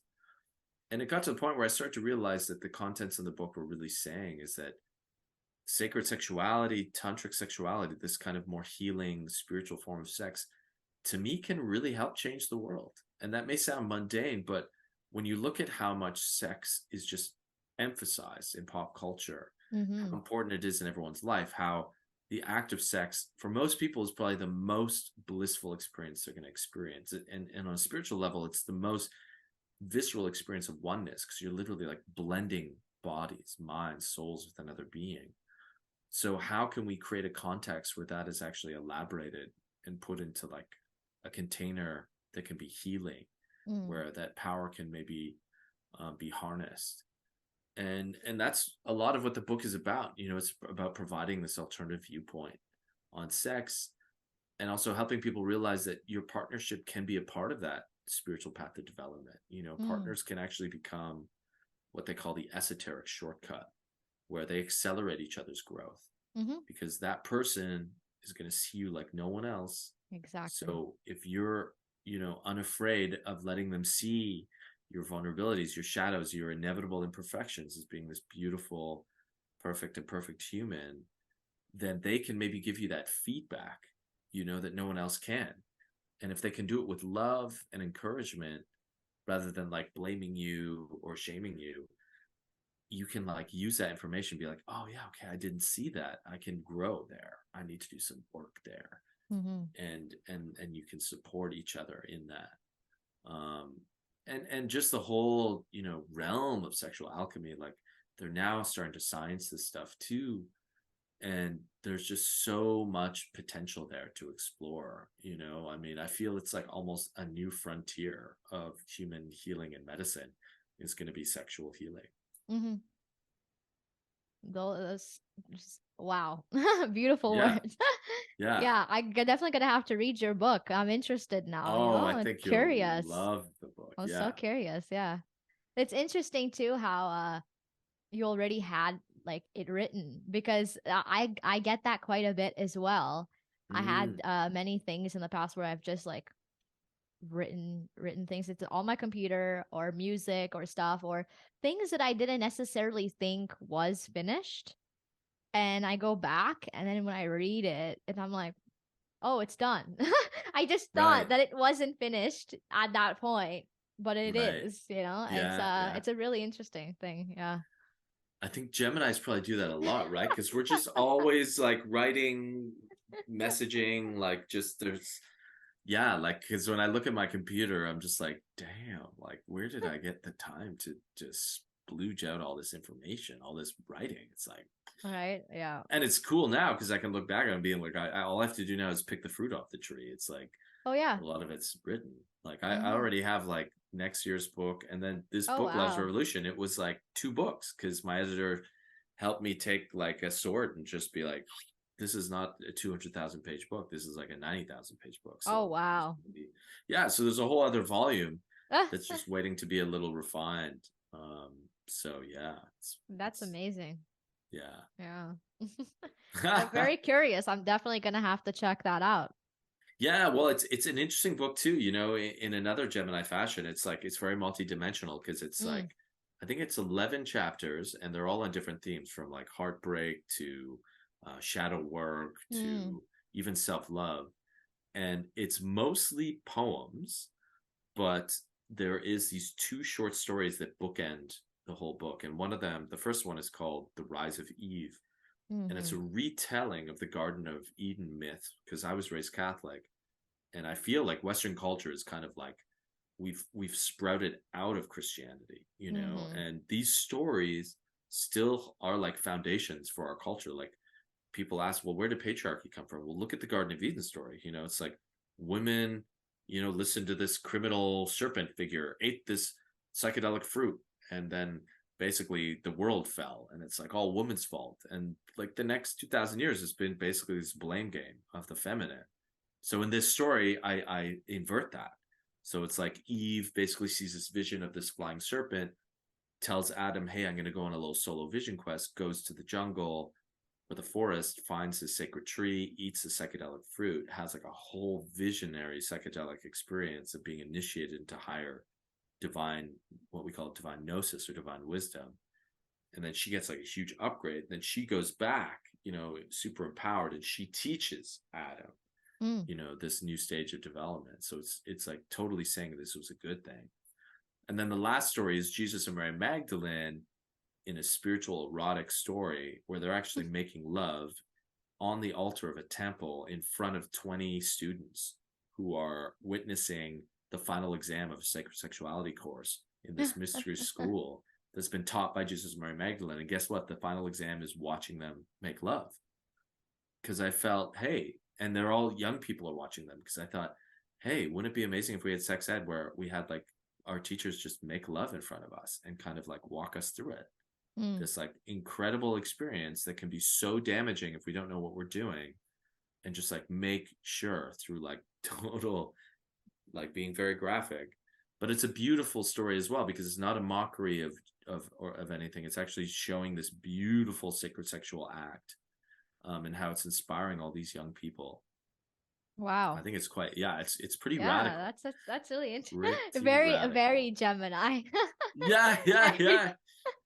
Yeah, there's some definite like Uranus there too. Like, is it Uranus? I think the revolutionary, because like that. I mean, it's called Love's Revolution, I Mm-hmm. guess, for a few different reasons. But I had a friend who was also raised Catholic read that book, and she said it really like shook her. She was like, she almost felt shameful. She's like, oh my god, I'm reading about Jesus going down on Mary Magdalene, and he's just like, flicking her clitoris with his tongue. But it's called, I don't use English words. I use all these Mm-hmm. tantric words. So he's like flicking her yin bean, and she's like, oh my god, Jesus, like, so that's been really interesting to see it. Just, but that was the intention, it was Yeah, for like, sure. for me, I have a song that I wrote as well called Erotic Jesus. When I discovered Mary Magdalene, that just changed my world, because it was like, oh my god, this humanizes Jesus so much. And I think Mm-hmm. that's been one of the problems with religion, especially Christianity, is like Jesus is like this God man that Mm-hmm. none of us, he's supposed to be our the son, the only son of God. Like all these words just make no sense.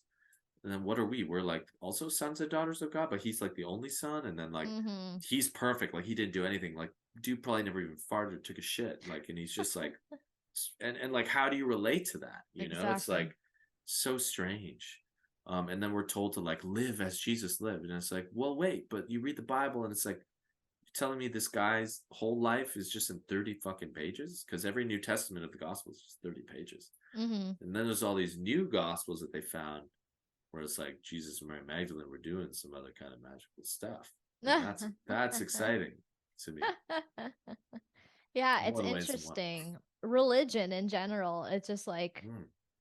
it has affected society so much, Oh yeah. and it still affects society so much. And I actually had in a previous podcast, I had a doctor, Anthony Chafee. He is a Mm. carnivore doctor, so he doesn't eat no plants, nothing, just meat. Wow. Wow. And he basically he came on and he talked about how it like centuries ago they they thought that eating meat made you more horny and lustful.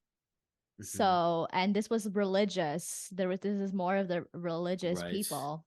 Right. And so they decided that if you ate meat that it was wrong, and they ended up realizing that when people ate things like soy and grains and all that, that they would have higher levels of estrogen and they would not feel the need to procreate anymore. And Mm-hmm. they would dumb down the sexual part of them. Mm-hmm. And then one of those guys ended up creating within that religion created something for the public to help with that, which ended up being cornflakes. What? Yeah. And so, Bizarre. yeah, so cornflakes was to dumb down people's sexual appetite Damn. and to not have that primal lustful side to in order to procreate, which is interesting because then this slowly comes into play where they ended up paying off a bunch of people Hmm. that were doing studies on why meat is good, and Hmm. instead pushed different types of studies where meat is bad or meat's not good. Hmm. And now we're in today's society where there's like a, there's a line, there's like a very fine line where people say it's very healthy, it's very good, and then it's like, it's not good, we need to go vegan and only eat plants and all that stuff. Oh man, it's so confusing. And then it's like, yeah, that's the thing, it's like you don't know what's right and what's wrong. And again, with religion, it's like that. It's like a lot of people that grow up religious, Hmm. they end up having this notion of how they're supposed to be. They're supposed to be this perfect son, Hmm. daughter of God. Hmm. Um, and nobody is talking about any of the other stuff or any of the influences that religion has had Hmm. that also might not have been the best values and morals to begin with. Hmm. So Yeah, it's I mean that's why I come to, this whole term gnosis, which means like mm-hmm, direct knowledge, or direct knowledge of the divine even. And you know more of our indigenous shamanic pagan ancestors, they didn't have the kind of institutionalized system of churches and priesthoods that we have now today. They had priests and priestesses in some cultures, but they were more like shamanic beings that were acting as sort of like guides and stuff. But it was sort of recognized that every human being has access to God and goddess, and that we don't need this like exclusive class of priesthood, which is how Western culture was set up through Christianity, where it's like only the priest knows God, mm-hmm, you don't. And that to me creates like a huge danger. It's like pretty much the seeds of authoritarianism, because you're just building this system where these people have the authority and the majority of humans don't. and mm-hmm, and that's a slippery friggin' slope. And I think that's one of the big things that's crumbling in the world today. You could say even just like the rebellion against the news and media and the fakeness of it, exactly. is just that crumbling of these people who have propped themselves up as authorities for so long, and people like looking through it being like, no, you guys were actually wrong on a lot of stuff, and I don't trust you anymore. Um and now we're in this kind of interesting period, that I call like the post-truth world, where it's like now anything's true, and that's Mm. kind of like you see that. I spent a lot of time in the conspiracy world, and there's like flat earthers now, Tartaria, and all these different rabbit holes, and we're in a simulation, and it's like, wow, we're almost like nihilistic now. It's like, but it's just, I think it's this transitionary phase where Mm-hmm.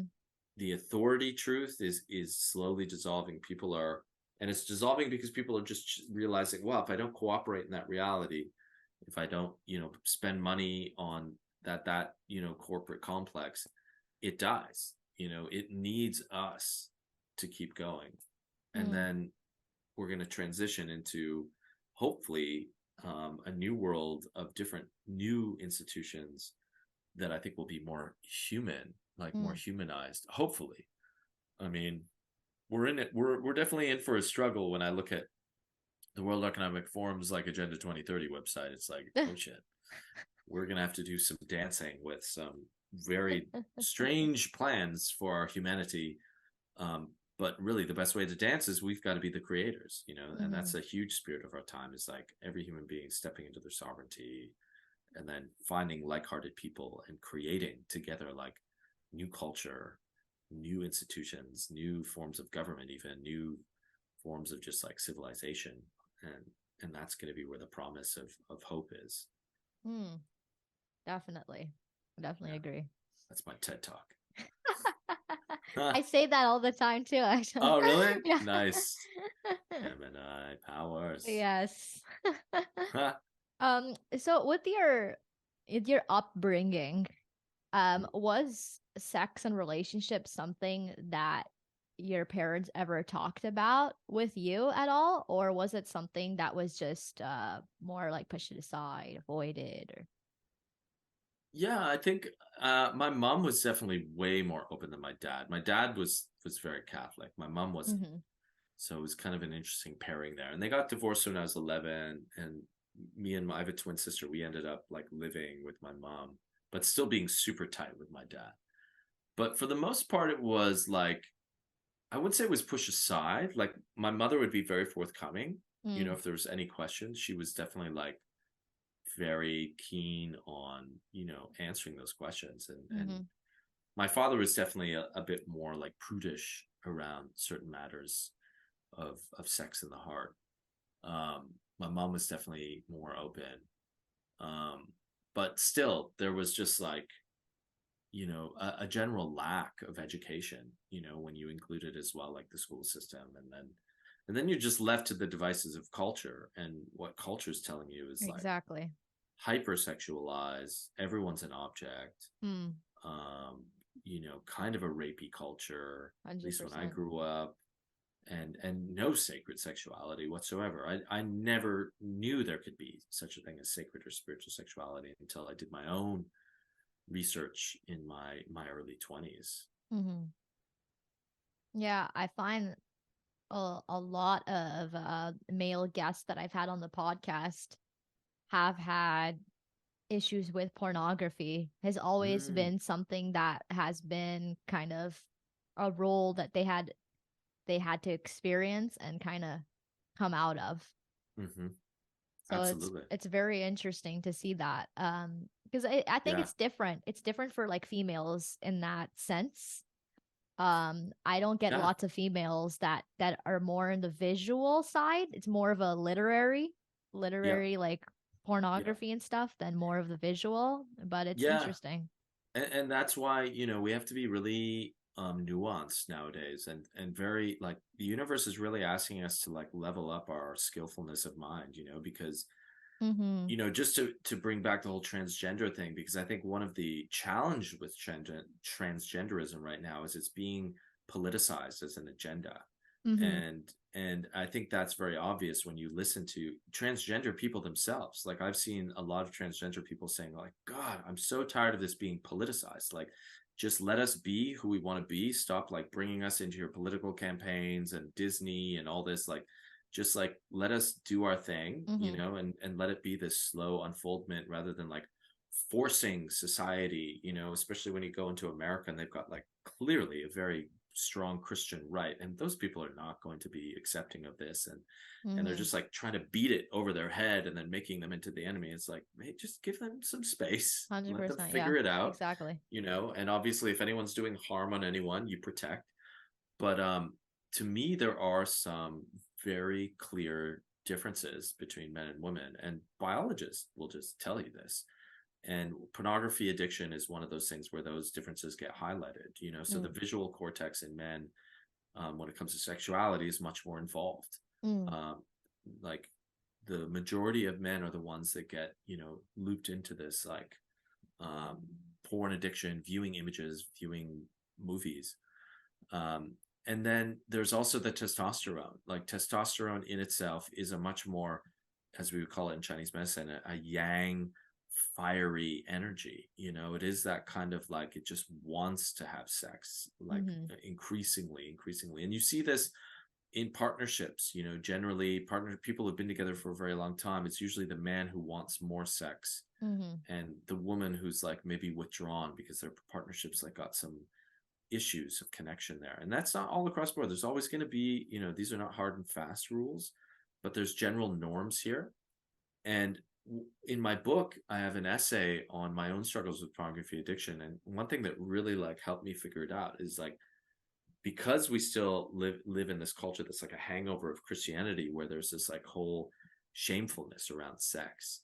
I think most people who are in the pornography addiction cycle, they're really stuck in the shame cycle. because they feel Mm, dirty. They feel mm, awful for what they're doing to themselves. And it is on one level, when you look at what happens to your brain on porn, it's very similar to what happens to any drug addict. You know, mm-hmm, there's a shrinking of the frontal cortex, like all the things that create strong and healthy boundaries and focus and discipline, leaving you more vulnerable to these hungers, you know, these uncontrollable urges, not having the ability to control them. And what I started to realize was what's helped me sort of dig my way out of that is to stop shaming it and see it as this phrase came to me one day. It was like, pornography addiction is misplaced devotion. mm, It's misplaced devotion because from my experience of working with men over the years and even working with my own heart, I've witnessed that generally, generally speaking, men are decent and they want to, and I'm speaking more in a heteronormative context here, but men want to love women. And a lot of man's worth is actually in how much pleasure he can bring a woman sexually. mm, So a lot of men want to please women, but a lot of men who are in porn addiction don't realize that impotence is one of the major side effects of pornography addiction. So all of a sudden, he can't perform when he's in, you know, the presence of a real naked, beautiful woman. He can't perform. He can't fulfill this kind of purpose that he mm-hmm, has, this beautiful purpose of bringing bliss to this woman and also then in kind to himself. And that will even make the shame cycle even more emphasized because then he feels shamed for that. And until he's conscious of what is happening, that the more he's jerking off to porn, the more depleted his energy is getting, the more his brain's getting all distorted, and his ability to respond to a real woman in front of him, he's not going to be able to break that and have that awareness. But at its root, you know, it's about, you know, importing to men, really getting them to understand that like the sexual urge itself is beautiful. mm-hmm, Like wanting to make love to another human being is beautiful. It's so natural. mm-hmm. And of course, you know, men, we're tuned to worship women, to we want to worship them. We want to blend with them, mind, body, and soul. So you give them a machine like a computer where you can have a harem of like 20 tabs open with 20 different beautiful women. Like, good luck. Mm. Your defenses are not going to be able to stop you, you know, unless you bring online some kind of forthrightedness, will, and just realize the cause and effect here, you Mm. know, because I think at the end of the day, most people, I'm speaking in the male context here, who want to make love to women, they want to. They don't want to have impotence problems. They don't want to have performance anxieties. So when they Mm. realize the porn's actually doing that, that can be part of like motivating them. But realizing that, hey, the porn itself is just, you just really fucking love women and you Yeah. just really want to make love to women. And that's amazing. And you're being given this like, you know, temptation, you know, to speak in the Christian context where, you know, you have to learn how to really control that urge, you know, and Mm. that's going to take some discipline and, but it takes balance too, because if you go too much in the discipline, you're like fucking whipping yourself or something, Mm-hmm. you're going to be craving that pleasure so much more because you're giving it so much pain and agony. So you have to find different ways to find pleasure in your life as you curb away from it. Mm. Yeah. That's very interesting. Yeah, it is interesting, huh? Mm-hmm. And yeah, I do feel that and actually it's interesting that you said that because I've had like one or two people that have said that they like as a man that they do want to pleasure women. Like that Mm. is the thing, and it's always a link between the pornography and stuff. So it's very fascinating, I think, from a female and male perspective to the kind of struggles and stuff, because I find it's different for women. I find with women in regards to the bedroom and stuff, it's more or so having self-conscious issues with their bodies. Mm. So, and that's what I find that like has been a pattern for the women on the Mm-hmm. side. It's more then that's why too a lot of women can't reach orgasm at all too, is because they're too Mm. much in their head Mm. and not in their body. And it's Mm. very there's a link between that, because when a man is Totally. stressed out and trying his best to perform and not think of his guilty pleasures, and then a woman is trying her best to relax and not feel self-conscious. And there's a lot of the body shaming thing. I think there is for men for sure too, but definitely Hmm. more so for Yeah, women in totally. regards to, you can't be too big, you can't be too small, you can't be too curvy, you can't be too skinny. And as like all of Right. these things that don't allow both men and women in the end to fully be present and relax. And I think that's one of the reasons too. I became very very interested in sexology and stuff, and started to get more into Mm. that. Hmm. Was uh to show people that when you're like, it's a practice. Even sacred sex, coming together to have sex, both partners have to be present in order to have the utmost blissful experience. But Absolutely. that is like almost like a meditative practice in itself, because you constantly have to bring your mind, bring your body into that present moment, which as society, we're so used to leaving the brain to just think about all of like like wandering. Oh, I have to do chores. Oh, I have to do this. Oh, I have to work. Oh, I can't relax. Oh, I need to do this. Oh, I have to take care of the kids, all of Hmm. these types of stuff. They're in the brain for both men and women. And then men on the other side too, being like, oh, I have to provide. Oh, I have to be more of a man. Oh, I have to be sexy. Oh, I have to be powerful. I have to be all these things Hmm. that in the end both partners are having a hard time being fully satisfied. Hmm. And Hmm. it's interesting too, because even for myself, it's the moments that I'm present in sex is Hmm. when I can reach orgasm. Right. It's not the moments that I let my brain wander. It has to be a present moment. And that's kind of something that I wanted to ongoing teach in sexuality in regards to that stuff. Yeah.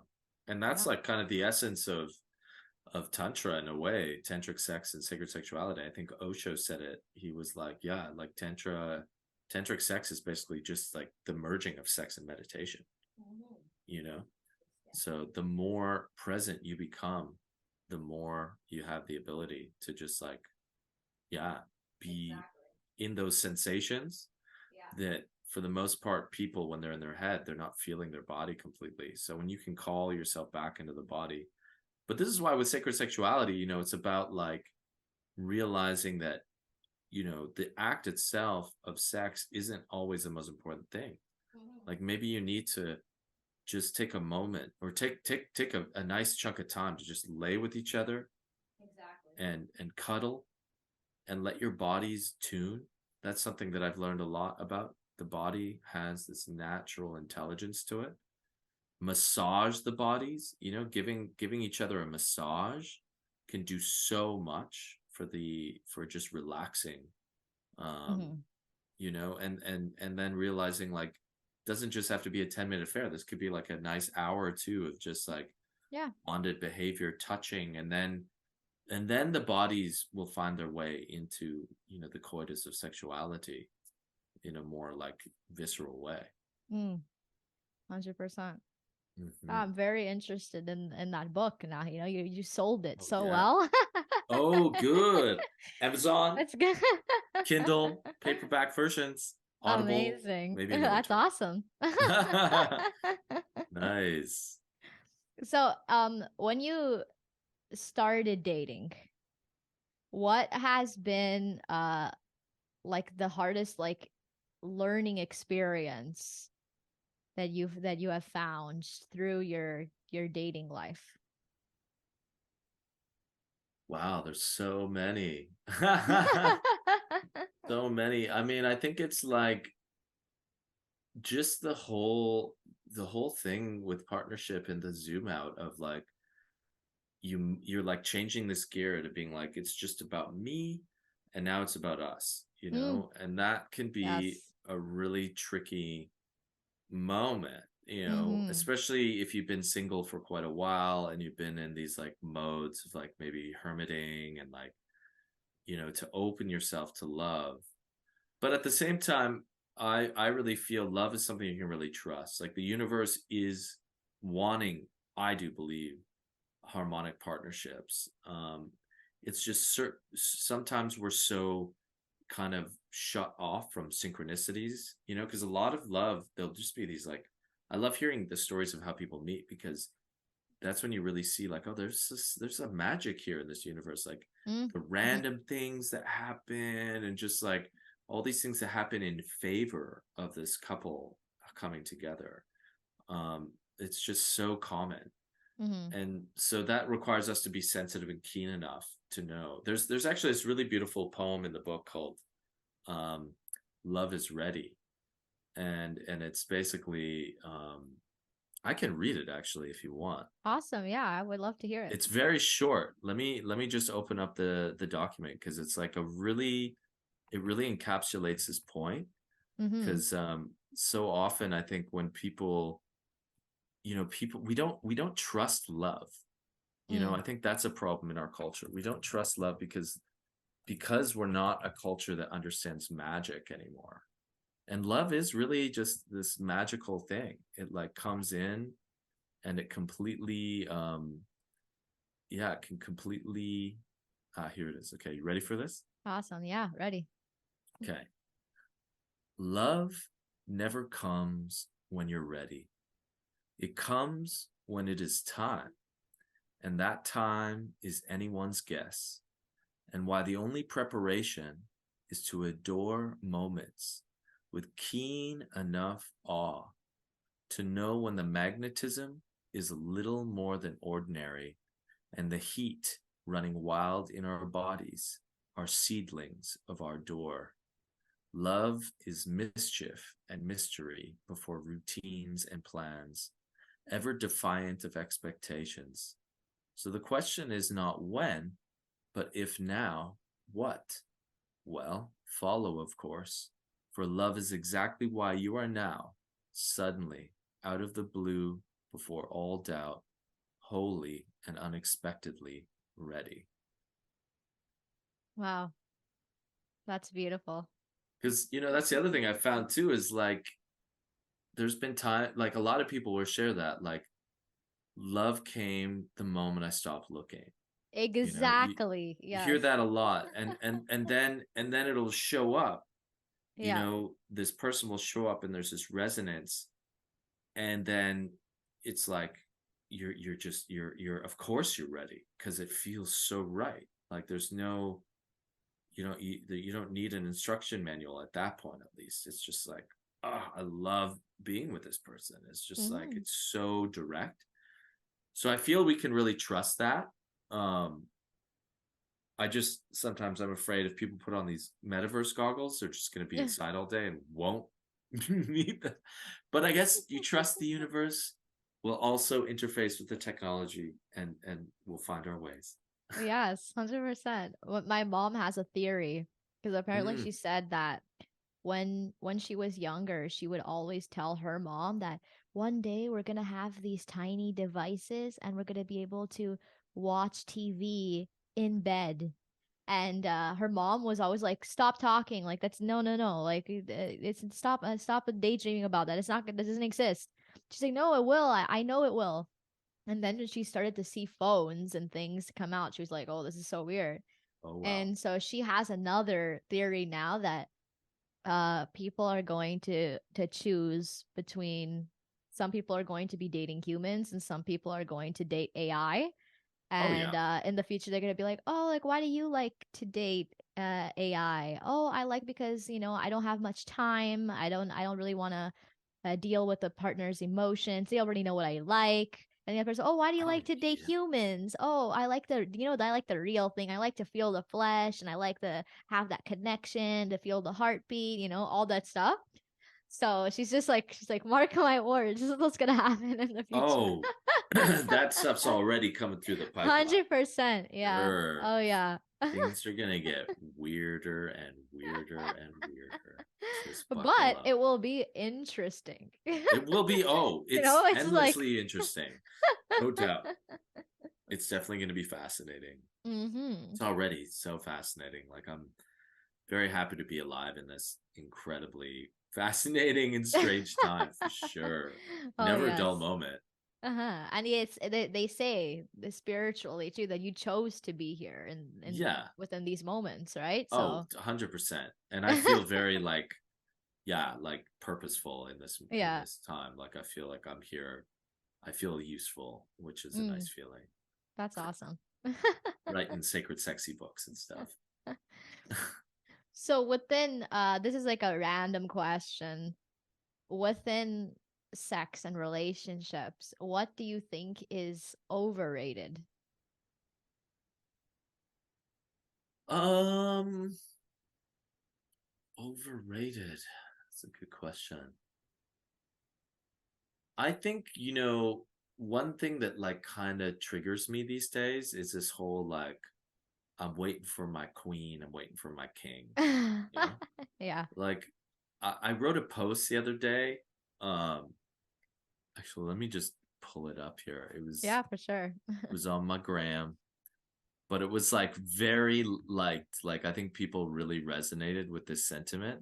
Mm-hmm. Um, yeah, I called it a conscious love truth. I said, stay away from a woman who identifies as a goddess and men who see themselves as a god. Look for those humble in their humanness, in loving accord with their limitations, and who bring a willingness to work on themselves as adorably flawed beings through the creative crucible of partnership. Spiritual narcissism is so very rife and a massive obfuscation on the path of self-realization, which never ends. Mm. Mm-hmm. And yeah, I mean, I just see that, you know, a lot. And I may have thrown that out there at one point in my life, but now I'm much more like, I'm really just looking for the right fit, a human being who's going to accept me and I'm going to be able to accept them in a light kind of playful way, because love wants no barriers, it's going to Mm-hmm. want to like just continue to fuse you with this person. And I think love is very humble and adorable and cute and innocent as well. And I just see these very lofty prostrations, like like the credo of a consciously awoken man. He will not accept a woman who blah blah blah blah blah blah. And then you see that with women too, and you're just like, I don't know. When I see those things, I'm like, fuck, that sounds scary to be with a person like that. Feels like a 100%, yeah. real fucking Yeah. dictator, someone who's just gonna be like, the minute you have a flaw, I thought you were a king. Damn Yeah. you. I'm a Yeah. queen. How dare you? It's just like, oh. I don't know. That's like, I see that a lot, and I'm just get, I can see the playfulness of like, yeah, I found my queen, I found my king. Like, that's great. As Mm-hmm. long as someone's holding it with a certain lightness, Yeah. but there's this heavy-handedness, that happens Mm. in the spiritual world because it's a popularity contest too. That's fucked so much up, Mm-hmm. you know. Do you believe that there are soulmates, or do you believe that there are multiple people in your life that are a soulmate? I think there's multiple. Um, yeah, I do think there's multiple. Um, I'm single right now, and I definitely, my last relationship was definitely soulmatey. And so I'm in a phase now of being like accepting of like, well, that was the most beautiful and close I've been with a woman, Mm. but it didn't work in the end. So I'm like, well, that means there must be another one out there, Mm-hmm. unless I'm just supposed to be alone forever. But no, you always want to believe. And so I don't know. And but I do think that something that I'm starting to really accept is that I think love, like, we're still so rom-commed. Mm, But I would say we're exactly. rom-conned, you know?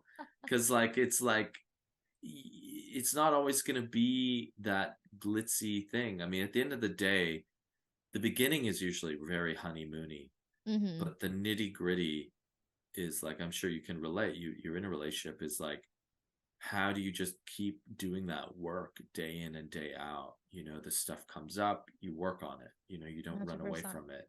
Or you run away and create some space for a bit and then you come back. But that resiliency, like Mm, love is very resilient when both partners are really committed to working through this process and recognizing it's never going to end, because as human beings, your individual vibration is always evolving, and then you're moving through these grand stages of life. Like there's middle age, there's then being elderly, there's just things that you'll be conditioned by just by being on a human lifetime.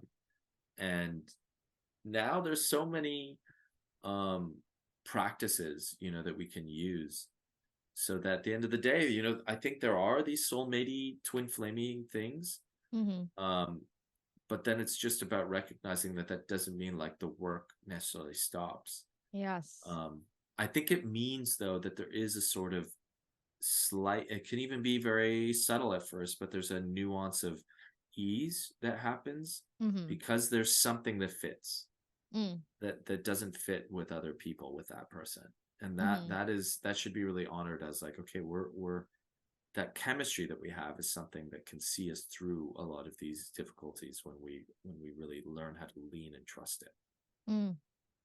Well said. Mm. Yeah, I always tell people, I'm like, what comes after the one? The other one. Ah, that's good. I like that. I like Yeah. that a lot. That's Yeah. great. Yeah, there's this, I don't know if you know Tim Minchin. He's this great Aussie um comedian. He does a lot of songs. He's this great piano player, and he has this one song called "If I Didn't Have You, Someone Else Would Do." And he has this whole thing where he's like, chances are out of the 3.5 billion people in the world, mathematically, probability wise, that there would be someone else out there who might just make me happy too. It's like, yeah, Yeah, when you think about it, yeah. exactly. Yeah. So we're almost near the end of the podcast. Ooh, I have a couple more questions. This one okay, is I would love to hear this one. Um, okay. to you, what is the definition of divine masculine? Hmm. I think it comes, I think the divine masculine is radiant presence, this radiant presence that is unwavering, uh, that is so clear Mm, and directed towards, you know, a purpose, and so just like strongly, solidly in a strong sense of self, that when chaos and adversity comes, it doesn't get shook, it doesn't get shaken. It's able to hold a space of luminosity. It doesn't mean that being doesn't have boundaries, however. Like, you mm, can't walk up to a divine human and start just abusing them. A divine human would be so present that they tell you right away, that's my boundary, and you will not do that again. But that presence, I feel, is so, yeah, so important. Yeah. And so mm. beautiful and divine. Yes, that's wonderful. Mm, thank you. Yeah, I think people mistake, and I've talked to my partner about this too. I think people mistake boundaries with selfishness. And I Mm, think mm-hmm, that also we're all a little selfish in mm-hmm, certain ways. There's always certain parts of our lives that we do want to either keep for ourselves or are non-negotiable. And that there's no problem with that. It's just that some people see that as being being wrong, or having selfishness always be a negative thing. mm-hmm, But things like altruism could also be negative, because mm, you're giving and giving and giving, and then you're the one that's left unhappy because you're also not fulfilling your own needs. mm-hmm, mm-hmm. So It's yeah. funny, in Chinese medicine, they actually believe that the heart has a heart protector, like, and even anatomically, the heart is like in this sac called Hmm. the pericardium. And in, Chinese Taoism really infuses the medicine, and there's all this symbology. They see the being as this giant cosmos, and they say the emperor or the king or queen's castle is like the heart. It's like the temple of the sovereign. And they say the heart protector is like a drawbridge. And Mm. when you're in health, it's well oiled, so it opens and closes skillfully and by directive of your will. So, and that's the boundaries, because it's Mhm. like not everyone should be allowed into the heart, because it's Mhm. like this tender space. So then, but then you need to have the notion of, I can trust and be open. Yes. Whereas most people, this is like either like rammed shut or like too open. Mm. And most people don't have this ability to pivot. Oh, And that's so, very yeah, interesting. isn't it interesting? Yeah, Yeah. the ancients, man, Yeah. they had it going on. Yeah, respect to the elders. Jeez. I have this thing that I'm going to do. Basically, Oh, um there's this game. I don't know if you ever heard of it. It's called We're Not Really Strangers. no. So it's great. It's a great game. It's like my favorite. It's a Okay. it's a better way to kind of get to know somebody. So it's a card game that has 3 levels. Um, I believe it is perception. The first one is perception. Second one's connection, and I forget the last one. Oh, I think it's reflection. That's what it is. And so each level has basically kind of the perception of like what you perceive of others. The second one is actually getting to know the person, which is the connection. And then in the end, it was reflecting on what you learned about the person. I love to play this on dates, love to play this with friends, with Oh, fun. family, people that I've already known for a long time because you learn new things about the Wow. person. It's a really cool game. Let's do it. Yeah.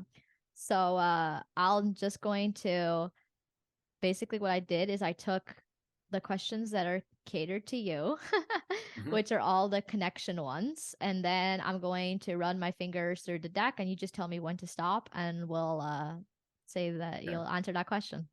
Okay. Ready? Stop. Have you ever told someone I love you but didn't mean it? If so, why? Oh my gosh. Um, I don't know if I did actually. I mean, there was definitely like, I think when I was in high school, I definitely had some crushes Yeah, where I was just getting used to this whole feeling of love, where I definitely said it and then realized that wasn't true. And I think on one occasion, I remember it was like a dark manipulation. oh really? Yeah, like Oh. she wants to hear this. And then the minute I said it, I was like, oh God, what have I done? This is not true. But that was a very young Darren. Yes. Oh, You live, you grow, you learn, just But looking back at teenage years, just like I have so much compassion now for the youngers, because I'm just like, we are not taught how to do relationships or sex. Oh yes, And the fact that you're just thrown into these like super intense situations without any education is like a travesty. 100%. Yeah, wow. We're gonna do 2 more of these, and then we're just going to do the conclusion and stuff of the podcast, and we're all done. Okay, All amazing. right, and ready. Go.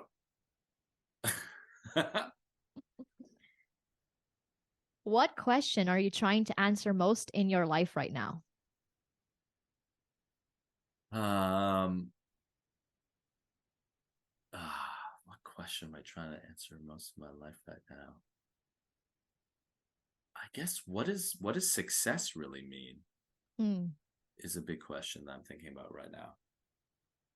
Because Yeah. I'm trying to do all this biz stuff right now, and Mm. my head's like keeps going to the numbers, like got to make 6 figures. Oh, But then I'm like, yes. but then I just talked to a really close Scottish friend of mine, and he's like, I've just resolved to the fact that I'm not going to be one of those people who makes a lot of money in their life. And I'm okay with that because I'm providing all this beautiful healing service to people and I'm fulfilled.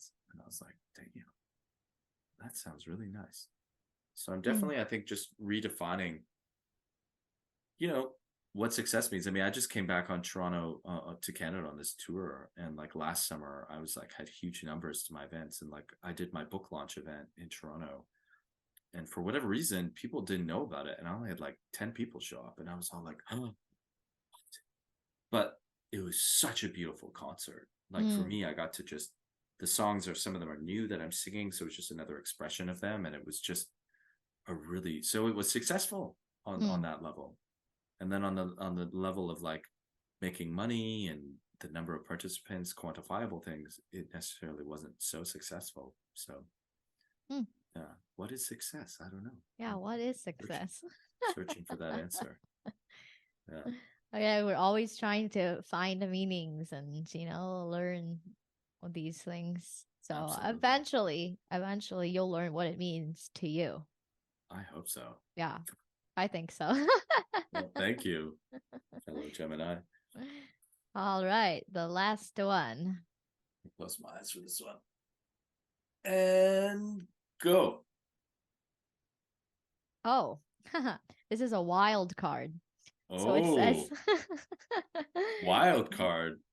What does that mean? so wild cards are usually kind of like the dare cards of the Oh deck. shit. Lucky me. I know, right? Oh god. And this one is admit something.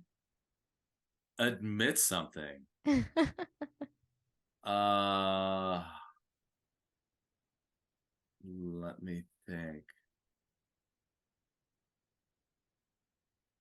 I'd really like to I'd really like to date a female powerlifter. Oh, wow. Yeah, I like strong women. That's awesome. Yeah. Yeah. I've never had the experience, so that would be really fun. Yeah, Not something for I sure. admit very openly. Interesting. Must be my Aries moon. Loves Definitely. on women. The intensity. Yes, yes, yes, yes. Fun. What's that game called again? It's called We're Not Really We're Strangers. not really strangers. I might have to get that. It's Oh fun. yeah, it's awesome. It's so much fun playing it with people. And you also sometimes even when you're with strangers and stuff and you have nothing to talk about, you kind of get like you're like, "Oh, like what are we going to do?" or stuff and you're just like, "Oh, I have an idea." This is like my biggest Gemini game that I always have that I Right on. bring out when things are awkward too to Ah, people. I'm just always just love like, it. I got an idea. That's so And it's fun. great. Everyone ends up opening up in the end and you learn things from each other and it's great. I love it. That's great. Yeah. Sweet. Love it. Enjoyed those questions. Wow. So last but not least, before we do the outros, do you have any advice for any listeners out there? Yeah, I mean, I think to me the most important thing right now is that we need to continue to discover this bond with nature. And and these days I was listening to a great podcast yesterday about animism, Mm, which is this kind of uh ancient yet not so ancient, like only a couple hundred years ago was most of even the Western world animistic, meaning they thought everything was alive. And you see this in still a lot of animated movies, with like talking trees and like talking clouds, and nature was always considered to be very animate, filled with spirits and elementals. And so my advice for people as we go through all these shifts is like to trust that Mother Earth has us. She mm, has our back, she's holding us, and there's such a world of beauty in nature that we are closed off to when we live in cities and when we spend too much time on our screens and listen too much to the media and the politicians, and to really just keep bonding to that world, keep taking time in nature on the daily if you can. One indigenous teacher of mine said every day spend some time in nature just to keep that connection strong because it's so important for our survival, not only physically, in the growing of food and stuff like that, which we're kind of cut off from in the whole agricultural system, but just for our sanctity of mind and spirit. Mm, it's simple but beautiful. Yes. Yes. Very simple. Yes. Well, thank you so much, Darren. It was awesome having you for the podcast. It was great hearing all of your words and your stories and opinions and stuff. Yeah. Thank you. We covered a lot of ground. It's been great to reconnect to you as well. And yeah, I had a lot of fun. I think people will really enjoy it. Oh, yes. Do you have anywhere people can follow you? Yeah, so I'm on Instagram as Darren Druid. That's where I spend a lot of my time. It seems to be the place where I'm the least censored as well. Yeah. And censored because I just share truth. And Hmm. we're in an age where that can be very dangerous, apparently. But my website is darrenaustinhall.com, and that's also my artist name. You can find me on streaming platforms for listening to my music. And my book, Love's Revolution by Darren Austin Hall, is on Amazon. So go out and read it. And I also have a newsletter called The Druid, which you can find through my website and Instagram as well. And I Amazing. run tons of retreats and stuff. So Yeah, look at come you, learn. Gemini. He's Yeah, like, oh, I yeah, have this exactly. book. I Oh, I can have say this. Oh, more. I have. Oh my gosh. Wow, I hilarious. So love great to it. be with a fellow gem. Yeah. Well, thank you so much. And I hope you guys all loved listening to this podcast. It was really lovely to have Darren on. And maybe who knows? Who knows? Maybe in season 3 of the podcast, Darren will make another appearance. I'd love to. That'd be fun, Yes. Laylalu. All right. Well, thank you guys so much for watching, and I will see you guys next week. Bye bye. Yay. Bye, everybody.